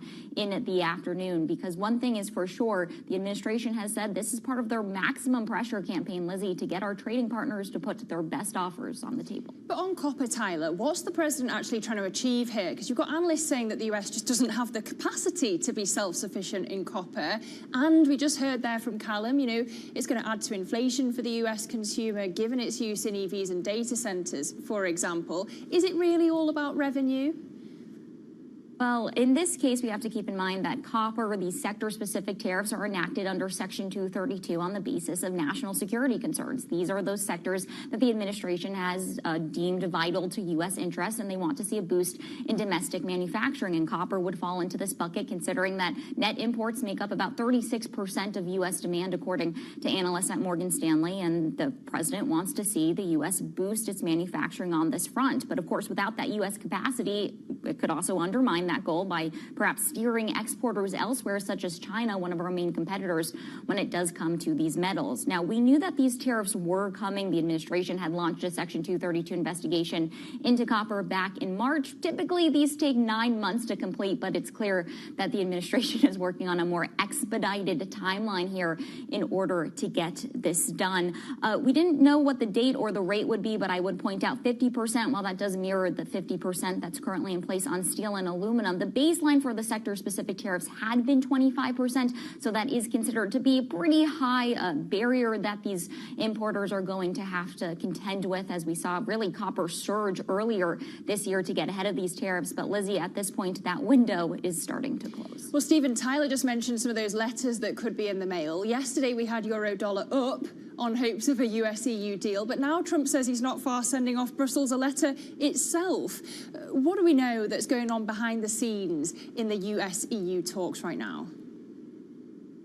Well, behind the scenes and in front of cameras as well. We heard from the European Commission President Ursula von der Leyen at the European Parliament just a couple of hours ago, talking about the positive moves that were coming out of those talks, referring back to her phone call with President Trump on Sunday as well. Interesting how you read those comments about a letter, because the President, of course, we know the letter contains those unilateral tariff rates, but the President also said yesterday that it contains a deal, and a letter means a deal. So there's still some optimism that could be read into those letters today, and that's certainly the signals that we're getting both out of the US and out of the EU on this, is they are getting close, they're nearing a deal, they're not there yet. And we know from our previous reporting on this subject that there has been that sort of coalescing around the idea of accepting a 10% tariff as an interim deal to allow further negotiations down the line, and getting into the details of which sectors are going to be affected by what is where the European negotiators are really focused now, trying to secure some key concessions for industries that are really important to them. Yeah, we report that Airbus could be one of the lucky winners out of this deal, Stephen. Who's likely to be the other winners and losers in a potential US-EU deal? So the issues that we know that they're making progress towards getting a carve-out from that 10% tariff are aircraft parts. So Airbus, of course, big player there. Also wine and spirits we've talked about before. And then there's the thorny question of cars. What's under negotiation, although not quite at a deal yet, we're told, is this question of whether those car manufacturers who manufacture in the US, so the likes of Mercedes, BMW, Volkswagen, will actually get a sort of a quota allowance for a certain number of cars they can then export to the United States from Europe without tariffs. What the US, we're told, is working on is a model that would be a one-for-one exchange. You produce one car in the US, you get one tariff-free car coming from Europe. European negotiators aren't quite keen on that model, but that's where they're negotiating around. What that wouldn't help would be the likes of the luxury car makers, Porsche and Ferrari, because they make all of their cars in Europe, so they wouldn't be open for this sort of exchange or barter system that's under negotiation in the car sector. Excellent coverage. Stephen Carroll out of Brussels and Tyler Kendall in DC. We thank you so much for that analysis. Now to commodities, because you've got oil prices holding pretty steady as traders weigh signs of swelling US crude stockpiles and the fallout, of course, from President Trump's tariff regime. Now, it comes after OPEC Plus ramped up output over the weekend in a battle for global market share. And joining me from Vienna, where OPEC is having a seminar, is Bloomberg's Jumana Basecci. Ju, so good to see you in Vienna on the ground for us. Well, this is a biannual summit. Just talk us through how much the oil landscape's changed over the past 2 years, because we don't want to get too preoccupied with the busy dynamics of the past few weeks, of course. Yeah, well, there's a little bit of both, of course, and we can talk about both. But I will just say that this is a seminar that takes place every 2 years. It's organized by OPEC here at the Hofburg Palace. We're standing outside. Bloomberg News has requested accreditation, but we have not heard back despite multiple requests. That being said, it is an opportunity for some of the biggest industry leaders around the world to come together to talk about some of the pressing issues of the day in that space. And you mentioned perhaps the the role or the participation that the energy has played in conversations over the last couple of years. And I think now we just came off the opening speech at the OPEC seminar. His Royal Highness ABS delivered it, and he was talking about the more pragmatic approach that is needed vis-a-vis the energy transition, and that it has to also be pragmatic and affordable. He talks about the huge energy poverty still that exists in many emerging market economies, and the fact that hydrocarbons, and this is of course an OPEC seminar, still fundamentally need to be part of the solution. So those are some of the long-term discussions that are taking place here around energy security, around the transition, around financing, and of course around technology. But of course, some of the short-term questions, Lizzie, are about those recent OPEC decisions to bring extra production back to the market, and whether at this point the market can sustain that extra supply. Let her in, guys. I'll vouch for her. She's very well behaved. Jemana Vasecci reporting from the OPEC seminar out of Vienna. We thank you. This is Bloomberg.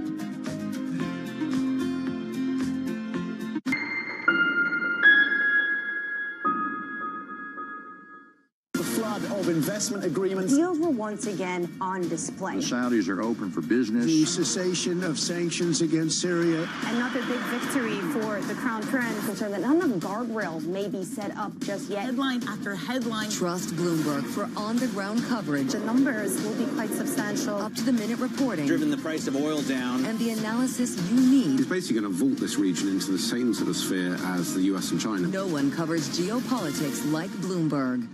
Bloomberg loves earnings. I know it's like your Super Bowl, right? I can't wait. It's like opening presents in the morning. All right, it will be exciting. Nobody covers earnings like Bloomberg. Good morning. Good morning. This is Bloomberg Surveillance. Welcome back to the opening trade. Watch Bloomberg Tech. This is the Asia Trade. This is Wall Street Week. Welcome to Balance of Power. This is Bloomberg Television.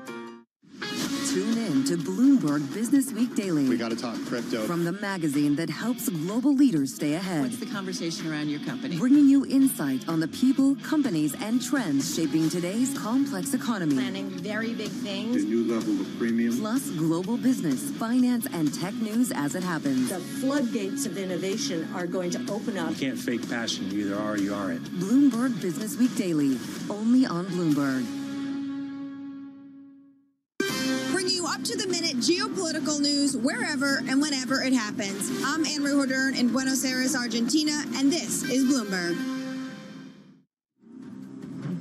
Now, for a look at what's ahead today at 2 p.m. Eastern, we've got the latest batch of Fed minutes, plus the OPEC International Seminar is ongoing in Vienna, as we just heard from Jemana Vasecci. And don't forget, it's day 2 of the Sun Valley Conference as well. Let's just check in on your macro movers. We've got to look at your metals space. We've talked a lot about these copper tariffs, and you've seen this record spike in New York futures, a drop in the global benchmark, a massive premium here, suggesting that you're going to get a bit of rerouting, we're in New York, of that copper and around the world. But that's it for your Bloomberg Brief. Surveillance is going to take it from here. Look, there's gold on a downer. This is Bloomberg.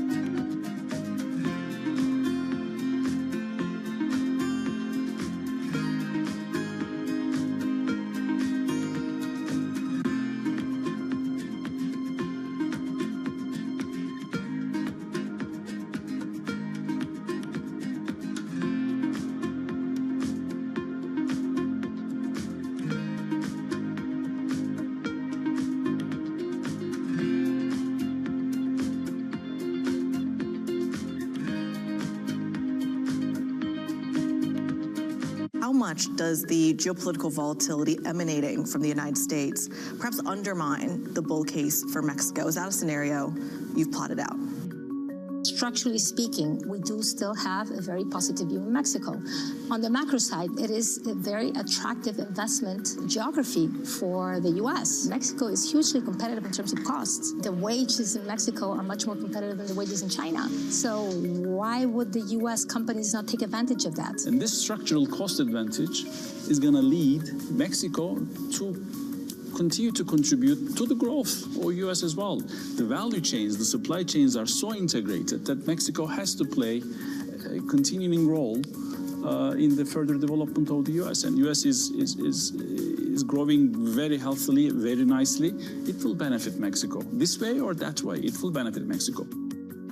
Mexico for BBVA is, a source of resiliency of earnings, and it generates and complements the diversification that we have from the footprint. But there's another topic that is very important, which sometimes we don't focus a lot about, and why we're so convinced that Mexico is going to continue to do well, which is the leverage in the country. Because the leverage in the country is only 33%. And when you've seen Mexico grow and BBVA grow in Mexico, structurally speaking, the leverage is so low that just a little bit of growth in the leverage is going to be able to support that bull case in Mexico. So that's why we're structurally positive in Mexico. Middle East and Africa, vibrant resources and high-yield investment opportunities abound. Join me on Horizons Middle East and Africa for the stories, newsmakers, and insight from this exciting region. Now weekdays, only on Bloomberg. Bringing you up-to-the-minute news whenever and wherever it happens, I'm Matt Miller, the Circuit de la Sarthe in Le Mans, and this is Bloomberg.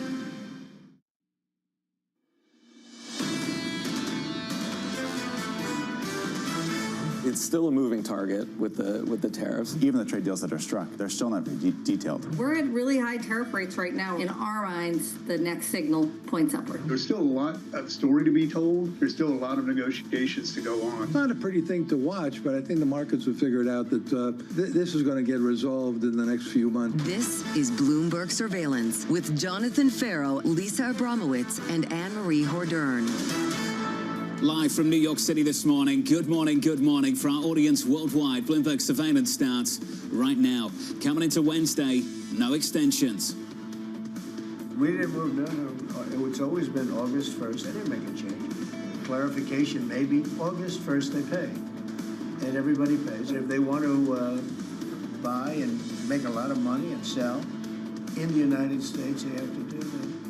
President Donald Trump stressing he won't be offering additional extensions. The White House vowing to push towards a 50% tariff on imports of copper, and the race to take Fed Chair Jay Powell's seat narrowing down to the two Kevins. The risks are building, equities are looking right through it. This really comes down to the headlines are scary, the numbers are scary, but people have seen this movie before and they're viewing this as a negotiating tactic, which is the reason why equities just are not blinking. And possibly, and this is the important thing, maybe trading partners aren't blinking either. We aren't getting any details with the 50% copper tariffs. There were no even, presidential memos put out on this. It was an off-the-cuff comment. And this may be a way of getting more leverage, escalate to de-escalate ahead of August 1st. The 2 days of very mild losses on the S&P 500 compared to the 2 days after April 2nd, down 5%, down 6%. It's nothing like it this time around. It's not, and it feels like almost the boy who cried wolf. The market is saying, yes, we hear you. You're going to try for this maximalist approach when it comes to negotiating, but we don't believe you're going to follow through, which is why even when the president took to truth yesterday and said it is going to be August 1st, no ifs, ands, or buts, the market just sort of shrugged it off. What's interesting about copper is that we knew this was coming down the pipeline, right? This has been a national security concern the president has talked about since February. It's the 50% that has people on edge. And the questions, given your point that this was just an off-the-cuff comment, no details, will there be carve-outs? And what kind of timing are we looking for when this can actually hit? Well, let's sit on copper. Potentially the global market's going to be split in two. And in theory, and I stress in theory, higher prices should stimulate domestic supply. In theory. But in practice, we know the issues that we've got here in America. We've got the deposits. We've got a regulatory problem. A lot of these things have been wound up in the courts, stuck in the courts for the best part of a decade. Yeah, we have seen these mines, particularly in the southwest of the United States, that haven't gotten off the ground for, as you say, more than a decade. Can they get the regulatory approvals quickly enough to actually generate the output? And as Anne-Marie is shaking her head, a lot of people think that this is going to really penalize industrial United States just at a time when this presidential administration is trying to ignite it. And there's going to be higher prices because the U.S. does not have the copper it needs when it comes to its own manufacturing. And you're saying, how long can this take? Even if you have a deregulatory environment, it doesn't take months, it doesn't take years. It takes decades when you're looking at potentially building out the entire supply chain when it comes to copper. Should we talk about the two Kevins? Yes, please. Kevin Walsh, Kevin Hassett, narrowing down to two in the race to replace Chairman Powell, according to the Wall Street Journal. With some people moving away from Kevin Warsh, given his hawkish past. Ultimately, this is a president who's come out and said, I want a Fed chair who's going to lower rates and lower rates a lot. Too late has been too late, and that's what his new moniker for Jerome Powell. This, to me, I think, is arguably one of the biggest stories out there. Because if you have the inflationary push from some of these tariffs, if you have an economy that's still okay, and you have a Fed chair that's being selected purely on their willingness to lower rates significantly on the front end, what does that do to inflation? What does that do to rates? And how much this really speaks to the reason why increasing numbers of notes are coming out and saying, we prefer European government bonds to U.S. ones? BlackRock said exactly that. We'll catch up with BlackRock a little bit later on this morning. Fed minutes coming later on this afternoon. Look out for that and look out for this too. $39 billion in 10-year notes coming to market. Some important supply for this Treasury market. Coming up on this hour, we'll catch up with Keith Lerner of Truist, with stocks looking to snap a two-day slide. Scott Lincecum of the Cato Institute on a major 50% copper tariff, and Andrew Sheets of Morgan Stanley on the race for the next Fed chair. We begin this hour with our top story. President Trump promising more tariffs and no extensions. Bloomberg's Tyler Kendall joins us now from Washington for more. Good morning, Tyler. Yeah, hey, John, good morning. Well, President Trump says that we can expect 2 waves of additional tariff letters to go out today. He says a minimum of 7 countries will receive them this morning, followed by a second batch this afternoon. As he doubles down, this is the last chance for them to negotiate, appearing to walk back what was perceived flexibility earlier this week, where he said that August 1st was firm, but not 100% firm. And now he says that there will be no extension. He told reporters yesterday in the Oval Office that these tariff letters could outline rates as high as 60 or 70% for some countries, though declined to give specifics beyond that. That would, of course, be significantly higher than the marginal differences that we've seen outlined in these letters so far. When it comes to who we're potentially watching that could receive these letters, he did say that the European Union could be on the list, considered to be surprising since our understanding of these letters is that these are the trading partners that the White House at the moment is the most frustrated with when it comes to negotiating. But it does appear that this really is the administration's last push to get the best offers on the table. And our understanding has been that the EU has been making progress, with people familiar telling Bloomberg News earlier this week that they were nearing a technical agreement in principle. John, we know at the heart of those negotiations really has been those sector-specific tariffs enacted under Section 232 on the basis of national security concerns, particularly when it comes to autos and steel that are already in place. But as we get this new threat about copper and pharmaceuticals, that no doubt is ramping up the pressure, and unwelcome news to our trading partners as they sprint ahead to get a deal by the end of the month. Tyler Kendall down in Washington. That's the situation in the nation's capital. Here's the view on Wall Street so far this morning. Keith Lerner of Truist writing the following. It's been a year that began with our annual outlook, a bull in a china shop. And while things did break along the way, the bull kept charging. We would stick with the primary uptrend. Keith joins us now for more. Keith, welcome to the program, sir. Let's go through this. The president's threatening some big levies, some extra tariffs, and yet equities are still very close to all-time highs. So I'll give you 3 options. Either the market is just looking right through it and doesn't believe the president, or tariffs don't matter, or this market is offside. Out of those 3, Keith, which one speaks to you? I think 1 in 3 speaks to me. It's kind of what Anne-Marie said earlier. It's kind of like, fool me once, shame on me, fool me twice, fool me once, shame on you, fool me twice, shame on me. Sorry, I messed that up. But so I think the market's become somewhat numb to this, and they know back in April when the market sold off because of this, a lot of people or institutions were off sides, and other markets come back, and we still have seen normalization in positioning, but still somewhat underweight. So I think investors at this point are hesitant to go on defense again. Now, the other point I'd make is, we've been going through this carousel of concerns all year long, whether it's geopolitical or tariffs or what have you. And I think we also have to don't lose sight that, tariffs do matter. What happened with copper does matter, but it's not the only thing that matters. Tech still matters. We have corporate earnings season coming up as well. And we've seen corporate America prove very resilient over the last, several months and several years, in fact. It seems like, Keith, there is this viewpoint that's been coalescing over the past few months that stocks are in a better position to weather all of this than bonds. Do you think that that still stands, that essentially is the landscape at a time where we've seen that inflation can be good for stocks and that companies, particularly the biggest ones, have adapted and adjusted? I think on the margin, that's true. I mean, we do have to recognize that as the market has come up, valuations are back to a 22 multiple on the S&P. Even though stocks are an inflation hedge, we also have expectations that have come up. So, overall in our portfolios, we're more aligned with our long-term targets of stocks, bonds, and cash right now. But we do favor large caps in particular because of what you just mentioned, the adaptability.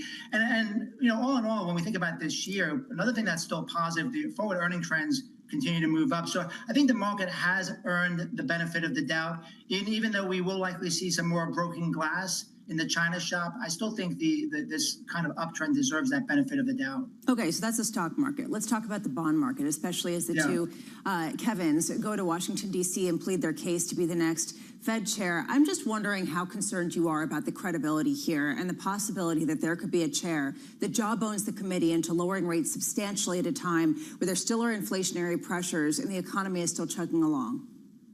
No, it is a concern. I mean, right now the 10-year Treasury is around 440. It's interesting, despite all the news on copper overnight, it's basically flat, and it's been in a range for some time. I think that's helped the equity market. If the market got concerned that we would, artificially move rates lower, then you could see a steepener and more concerns about inflation, and that could be problematic for the overall equity market. But I would also remind folks that it's not just one person at the Fed, right? There's 12 voting members, which you might start to see as more division within the Fed. And it's not a locked sense that you could have someone that comes in and automatically just cut rates aggressively. Now, you could have more of a bias that way. But again, it is a committee of 12. There's a lot of questions going into the fall. When it comes to the tariff extensions, before we get to the Fed chair, which those interviews are already starting to take place, if Trump says there's going to be no extensions, and we do see these rates, particularly, say, with Japan and South Korea, stay, does the market just absorb it? Or will they actually start to push back come August? I think as we get closer to the deadline, even if it goes through, if we start to see from it sticking for a couple of days to a couple of weeks, I think the market will start to feel that, and it will have a hit, because right now the market is basically assuming that things will get done. I mean, and that there will be a negotiation.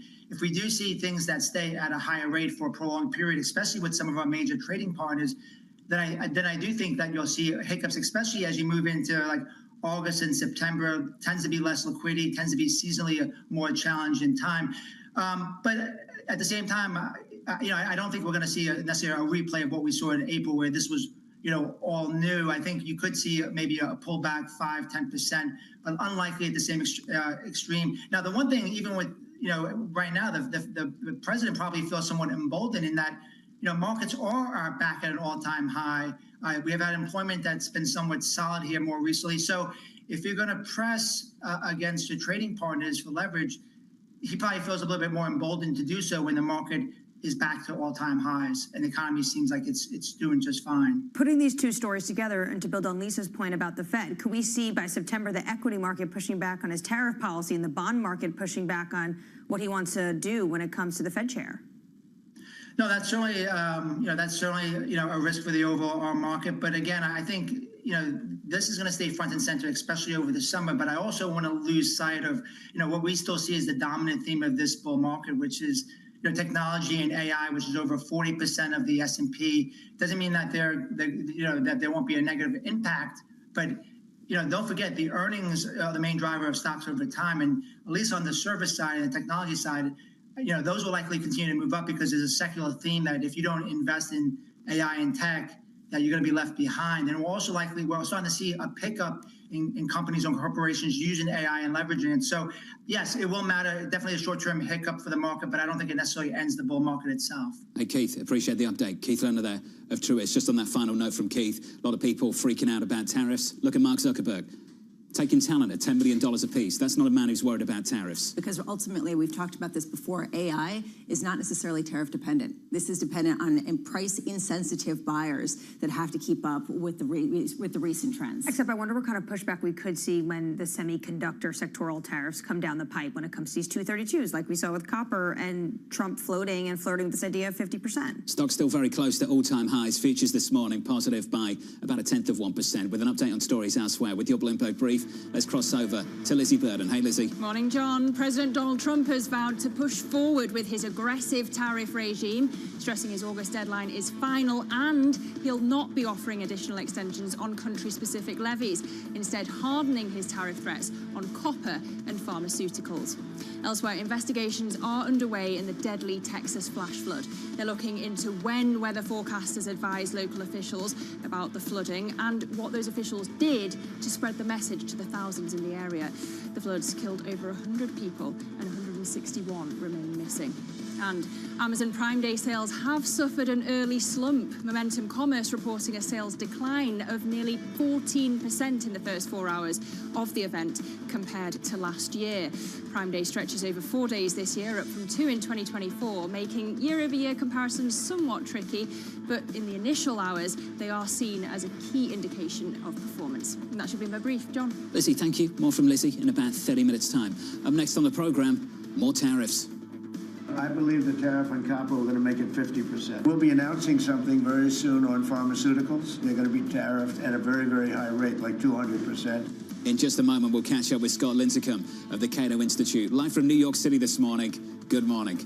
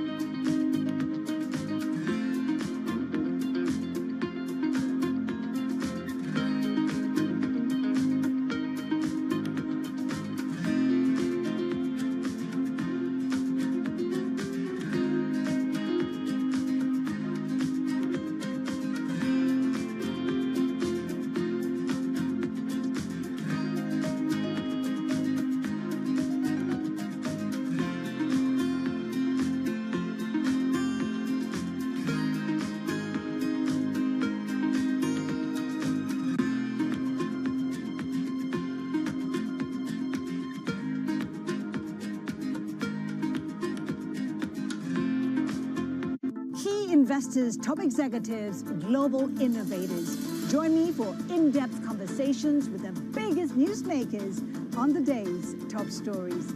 Insight with Haslinda Anand, only on Bloomberg. Asia is at the forefront of some of the world's biggest stories. I'm Sherrian in Tokyo. And I'm Heidi Stroud-Watts here in Sydney, where the trading day begins. We're here in the center of all the action to get you set up with the numbers, news, and knowledge you need for the day ahead. The demand is indeed recovering. We've been waiting for this moment. The opportunity of a century. Join us on Bloomberg The Asia Trade. Weekdays only on Bloomberg TV. Context changes everything.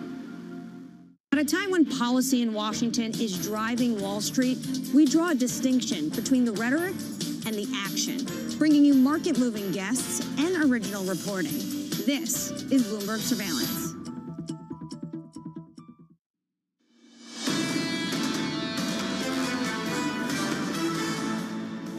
The message out of Bank of America yesterday, it's dangerous to underestimate corporate America. That from Savita Subramaniam over at B of A after she upgraded her S&P 500 price target. Equity futures this morning just about positive by 0.1%. On the NASDAQ up by 0.1% also. Lisa, I think Savita wishing she took her own advice when she put that note out a number of months ago. That's the sound of capitulating bears on Wall Street across the board. And this is the reason why people have been so reluctant to be bearish. It has been a slap in the face time and time again as this market continues to grind higher. That's the equity story. Under surveillance this morning, more tariffs. I believe the tariff on copper, we're going to make it 50%. We'll be announcing something very soon on pharmaceuticals. We're going to give people about a year and a half to come in, and after that, they're going to be tariffed if they have to bring the pharmaceuticals into the country, the drugs and other things into the country. They're going to be tariffed at a very, very high rate, like 200%. So here's the latest this morning. President Donald Trump announcing a higher than expected 50% tariff on imports of copper. Joining us now out of London, Bloomberg's Brendan Murray. Brendan, welcome to the program. Let's just start with strategy. What is the strategy here? Well, the president sounds pretty frustrated that he's not getting the trade agreements by today, the previous deadline to do so. He's negotiating with several major U.S. trading partners, and really none of them have come to the table and signed on the dotted line. So what we're seeing the president do is take another track with these sectoral, these 232 tariffs. Copper and pharmaceuticals were the ones that he announced yesterday, and both of those have their own strategic role. Number one, the president is reminding trading partners that he has this other authority, this sectoral authority, to put tariffs not just on the raw material of copper, but the derivative products of copper, consumer goods that are made with copper. So it's just an alternative tool that he can use. The other issue with the pharmaceuticals is he's in the middle of discussing a trade agreement with India and the European Union at the moment, and they are big drug exporters to the U.S. So part of this is to turn up the dial, turn up the heat on these two economies, so he can get with some of these deals over the finish line. Brendan, on Wall Street, a lot of investors don't see these threats as credible. They don't believe the president will follow through. When you sit there in London and hear from trade partners negotiating with the White House, do they believe the president will actually follow through on August 1st? I think there's a bit of growing understanding that this is the game that Donald Trump plays. That he threatens the worst, and if you wind up somewhere beneath that, then you feel like you've got a good deal. Just look at these reciprocal tariffs. He's threatening 50% on the European Union. They're probably going to come in somewhere around the base of 10. So, and they're going to, by all accounts that we have are reporting in Brussels, they're going to accept a 10% tariff on all European exports to the U.S. and they're going to have to just accept that. So I think it's basically at this stage a question of pain tolerance. How much can the U.S. trading partners take? And President Trump is saying, if I can't do it with these broad reciprocal tariffs, then I'm going to do it with this patchwork of sectoral ones. Brendan Murray out of London. Brendan, thank you, sir, leading our trade coverage out of the city of London. Joining us now to talk about trade more broadly, Scott Lincicome of the Cato Institute joins us now for more. Scott, let's just pick up on this 50% copper tariff. We've got some great mines, copper mines here in the United States, in Utah, in Arizona. We've also got a massive deposit at Resolution, and we could have some real big production in this country, but it has nothing to do with getting prices up and everything to do with regulation. If they go forward with this 50% tariff on copper, what would happen to the economy?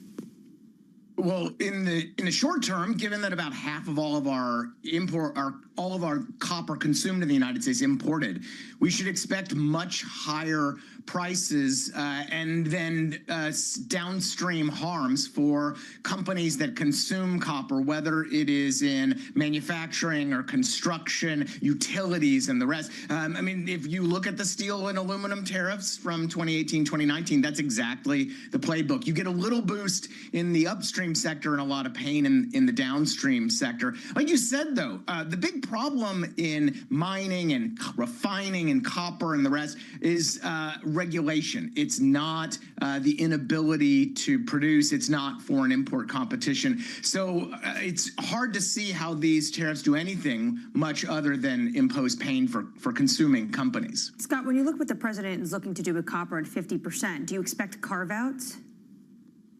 Well, if this were 2018, 2019, I would say yes. The playbook for steel and aluminum back then was substantial carve-outs for entire countries for specific products. This time around, I wouldn't expect that.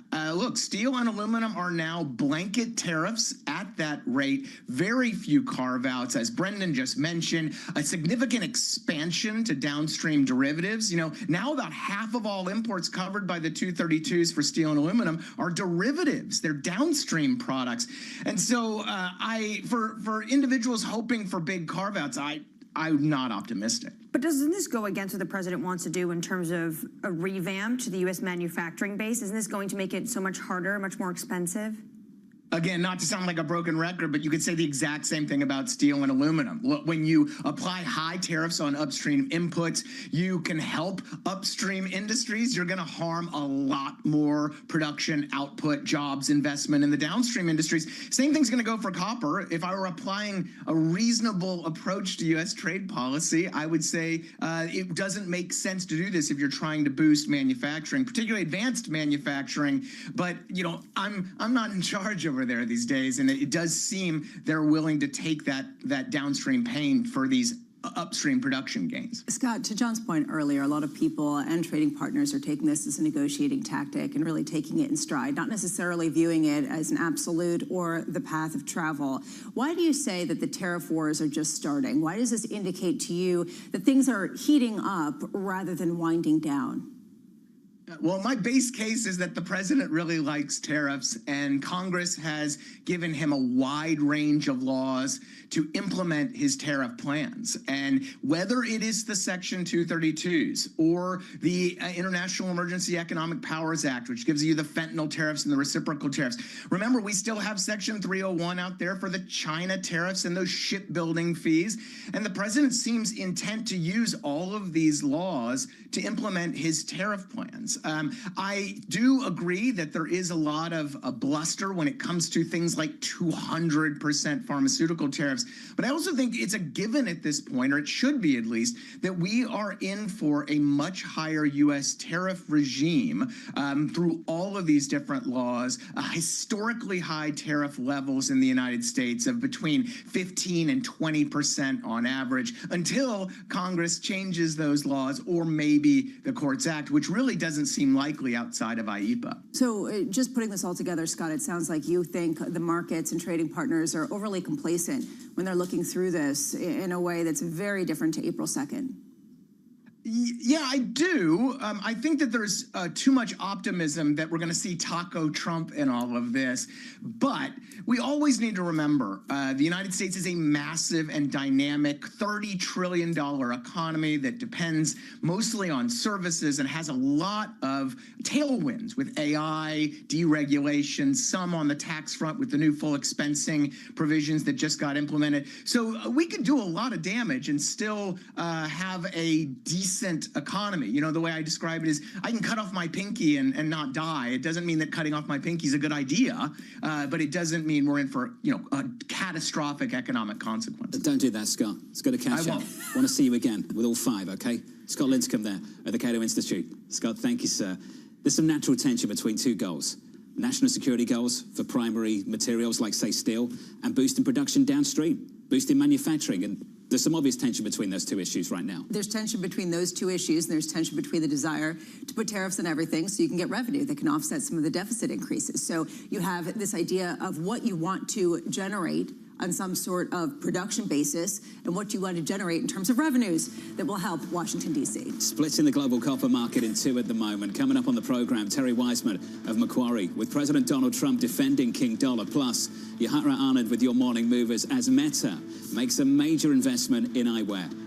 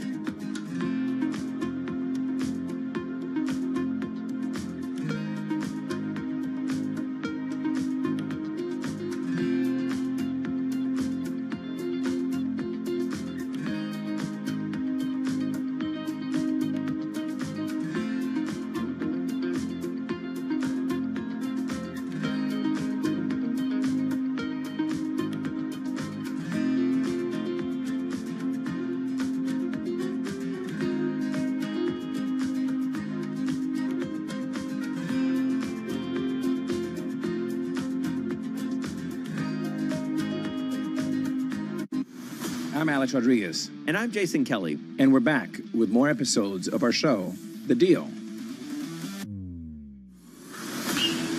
The theme of this season, On the Road.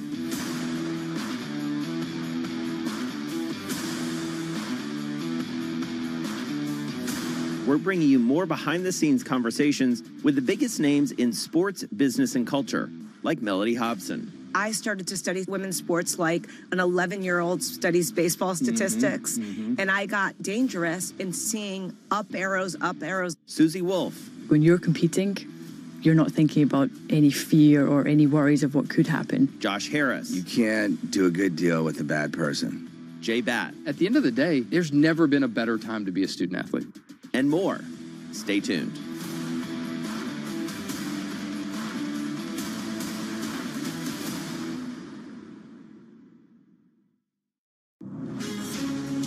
From the beating heart of global finance, economics, and politics, and wherever newsmakers are moving markets, Bloomberg brings you conversations that allow for deep discussions and important insights. What do you think the future is for inflation? Is this new normal? Are markets too optimistic? How do you worry about the things that are outside your control? How does the current fighting completely stop? I'm Francine Lacroix, and this is The Pulse, every weekday only on Bloomberg.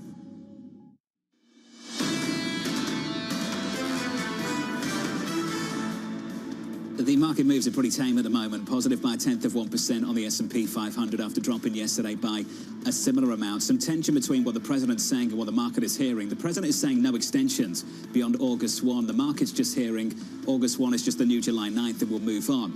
Equities beyond the S&P 500 on the Nasdaq up by about 1/10, on the Russell up by about 1/10. In the bond market, 2-year, 10-year, 30-year sit on that 10-year maturity. Yields higher for 5 consecutive sessions into today. Yields just about unchanged this morning at 440. Later on this afternoon, some supply. $39 billion of 10-year notes, and that comes ahead of tomorrow's $22 billion of 30-year notes at a time where even yesterday's 3-year note auction didn't go swimmingly. So it raises the question of how high the bar is for some of those foreign buyers and non-bank buyers to come in and say, we like that stuff when people are calling it a risk asset. And not a great time for it. I talked about that tension at the moment. The tension in the bond market worldwide, in the UK last week, in Japan over the last few days, stateside, just about unchanged in treasuries at the moment. With 3 hours until the opening bell, your cash open just around a corner with your morning movers. Here's Yahara Anand. Hey, Yahara. Hi, John. We start with the maker of Ray-Bans, EssilorLuxottica. It's up 5.8% in the Paris trade on our reporting that Meta Platforms is taking their partnership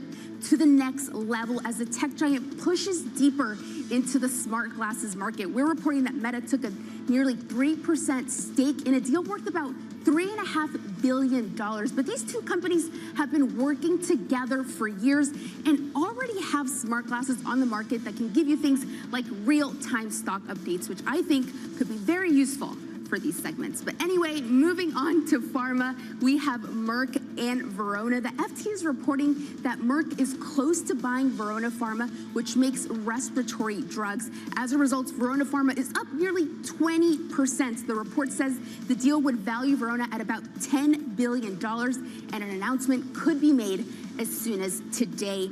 And we end with the power firm AES. Its shares are up nearly 15% now in the pre-market on our reporting that it is exploring a potential sale, and infrastructure giants like Brookfield and BlackRock are said to be interested. That's because its shares have lost about half their value in the past 2 years. But this is a company right in the center of the AI-driven energy demand frenzy, already supplying power to the likes of Microsoft and Amazon. So it is ripe for a takeover. John? Yahara, thank you. Just to close the loop on that Merck Verona story, that deal is confirmed. Transaction value of about $10 billion. Merck to buy Verona Pharma. The deal expected to close in the 4th quarter. That just crossed just seconds ago. That's the latest on M&A. On our radar this morning, President Trump set to announce new developments on trade. The president saying the White House will release updates on at least 7 countries this morning, followed by more this afternoon. So he says more letters are coming out. He also was talking about the fact that tariffs will start being paid on August 1st, and he continued to say there's been no change to this date. There will be no change. In other words, all money will be due, payable starting this date, no extensions will be granted. And the reason why the market is almost shrugging this off is because the president also said in all those letters he sent out that these tariffs can be maybe modified upward or downward depending on your relationship with our country. So which one is it? Which is why it feels like these deadlines are just open for debate. Which raises the question of how much the markets and even the sort of sanguine approach that trading partners are taking to some of these tariffs is giving a green light to President Trump to go even harder, to go even more extreme, to have even more sensational headlines. And I do wonder at what point we're working ourselves up into sort of a perilous situation where people are taunting him to take it even further, because right now people aren't buying it. It just is an interesting dynamic at a time where even trading partners are like, yeah, we gotta let our, big deal. Remember in the news conference when he was asked about taco? Yeah. A lot of bulls heard that and said, don't do that. Yeah. Don't ask him about taco. No. You're just pushing him. That's the feeling a lot of people have. And that's kind of what you see. I mean, yesterday people were talking about, okay, we have a sense of what the range is of what tariffs might look like, and then 50% on copper. And it's this question of, okay, how high is the ceiling at this point? 200% potentially coming down the pike because trading partners are not coming to the table in the way that President Trump wants. You just wonder at what point he presses the button, at what point there is a repeat of some sort of April 2nd moment just to spite those types of rumors. Anne-Marie mentioned this earlier in the week, the words, I think, of Lisanne Saunders, when she said maybe it's not a Trump put anymore, perhaps it's a Trump call. And with stocks very close to all-time highs, certainly in the minds of many, the president feels emboldened going into this trade story through the next few weeks. Take a listen to this. The president pushing forward with a 50% tariff on imports of copper into the United States. The announcement sending copper prices rolling over and injecting fresh uncertainties into global trade.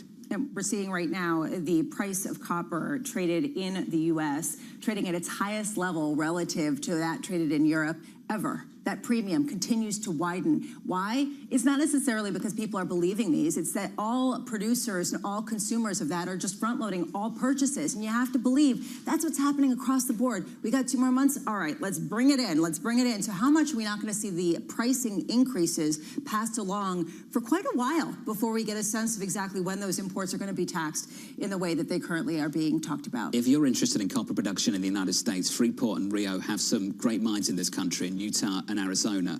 If you're interested in why we haven't been able to advance it, boost it even further, just Google resolution copper and see how long that's been tied up in courts. A joint effort between Rio and BHP. We could have massive production in this country. It's not about higher prices stimulating supply.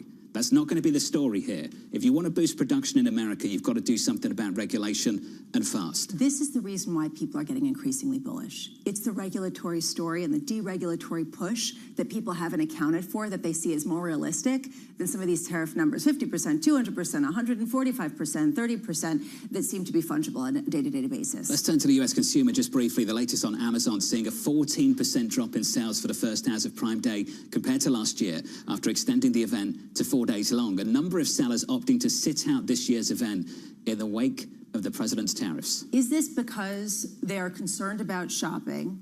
Is this because the deals they're being offered aren't as good as they have been in the past because a lot of companies don't want to discount their goods ahead of said tariffs?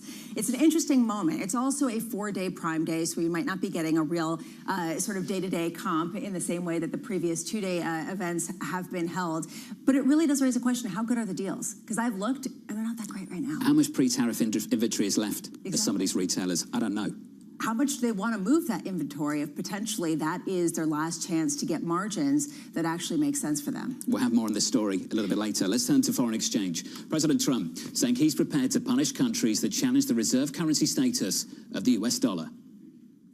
If we lost the world standard dollar, that would be like losing a war, a major world war. We would not be the same country any longer. You ever hear the expression, dollar is king?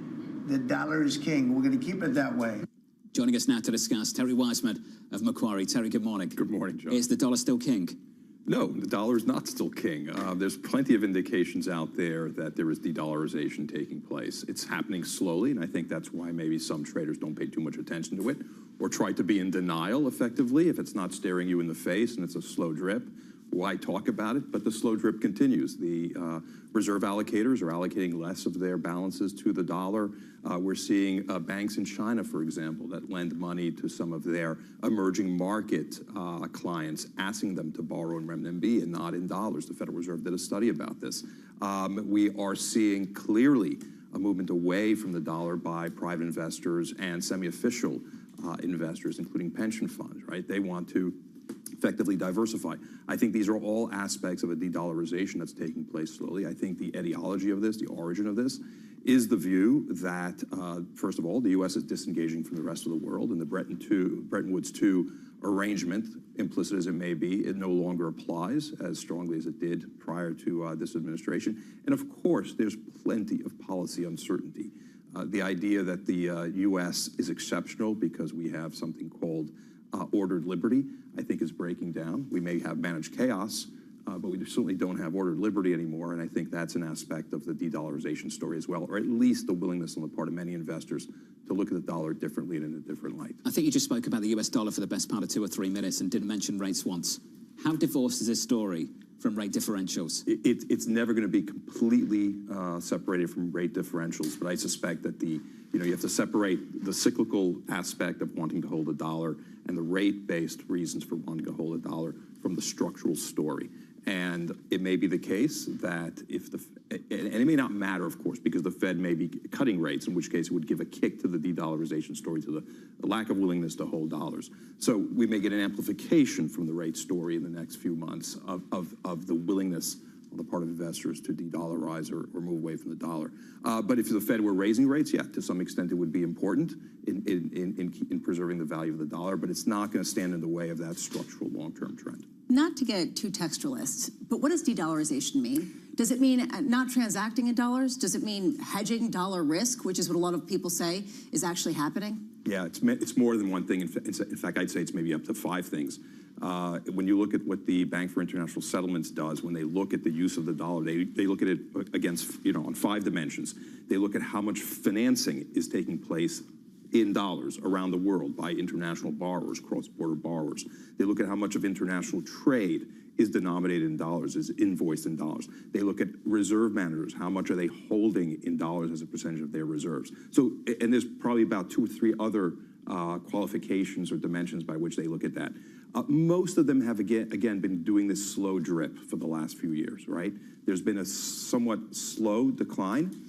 And I suspect that we're going to have other central banks around the world actually want to have more prominent use of their currencies. So this might amplify the story too, right? We have Christine Lagarde at the ECB saying that she wants to give more prominence to the euro in international transactions, in global trade. So, and she sees her window of opportunity just at a time when the U.S. is disengaging. So you might have not just a push from this administration, but you may have a pull from other central banks, and I think what the BRICS are saying is part of that pull as well. Is this story overplayed, given the fact that the Euro region isn't exactly a bastion of political calmness or sort of fiscal order right now? Yeah, so it depends on this whole story of European integration, I suppose, right? If Europe can start to begin to look a little bit more like the U.S. did, say, a few years ago, where they are issuing bonds jointly, where they are promulgating regulation jointly and uniformly and coherently, where they adopt a common foreign policy. I mean, all of the things that might make the European Union look more like what we idealize the U.S. to be will help, I believe, the internationalization of the euro. What will reverse this trend? Well, I mean, let's go back to the origins of the problem, right? If you believe that policy uncertainty emitting from the U.S. is one of the reasons, well, we have to have a reversal of policy uncertainty. We have to move away from managed chaos, maybe back to ordered liberty. Deals.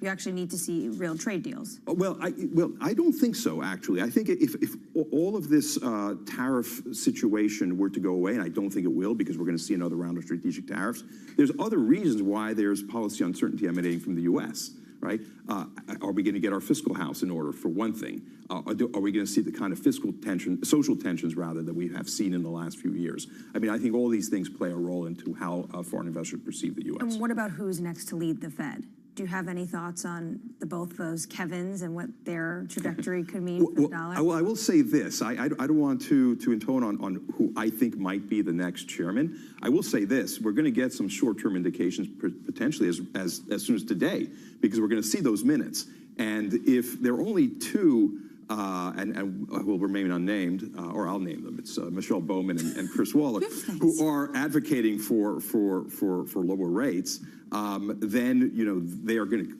clearly be in the running for next year. But if we see the cohort of Fed officials who are demanding a rate cut start to broaden a little bit, well, we might be able to put other people into the mix. Politically, I think that makes sense. Terry Wiseman of Macquarie. Terry, my pleasure, John. Thank you. Lots to think about. Let's give an update on stories elsewhere this morning with your Bloomberg Brief. Here's Lizzie Burden. Hey, Lizzie. Hey, John. The EU is nearing a trade deal with the US. Sources telling us here at Bloomberg the preliminary agreement would include carve-outs for commercial aircrafts like Airbus and for car makers like BMW and Mercedes-Benz. The EU has until August 1st to clinch a preliminary trade deal. And the Supreme Court gave President Trump approval to cut the size of the federal government. The decision lifted a court order that had blocked federal departments and agencies from slashing their workforces. A coalition of federal employees, non-profits and local governments said the decision, quote, dealt a serious blow to our democracy. And Meta bought a minority stake in the world's largest eyewear manufacturer, EssilorLuxottica. Sources tell us here at Bloomberg that it bought just under 3%, or around $3.5 billion worth, of the Ray-Ban maker. The move signals Meta's commitment to the fast-growing smart glasses industry. And that's your Bloomberg Brief. John. Lizzie, thank you. Appreciate it. More from Lizzie in the next hour, in about 30 minutes. Up next on the programme, calling for Powell's resignation. He should resign immediately. We should get somebody in there that's going to lower interest rates. I think he's terrible. I think, look, we're paying, I call him too late. He's always late. But he wasn't late with Biden before the election. Up next on the programme, Andrew Sheets of Morgan Stanley, live from New York City. You're watching Bloomberg TV.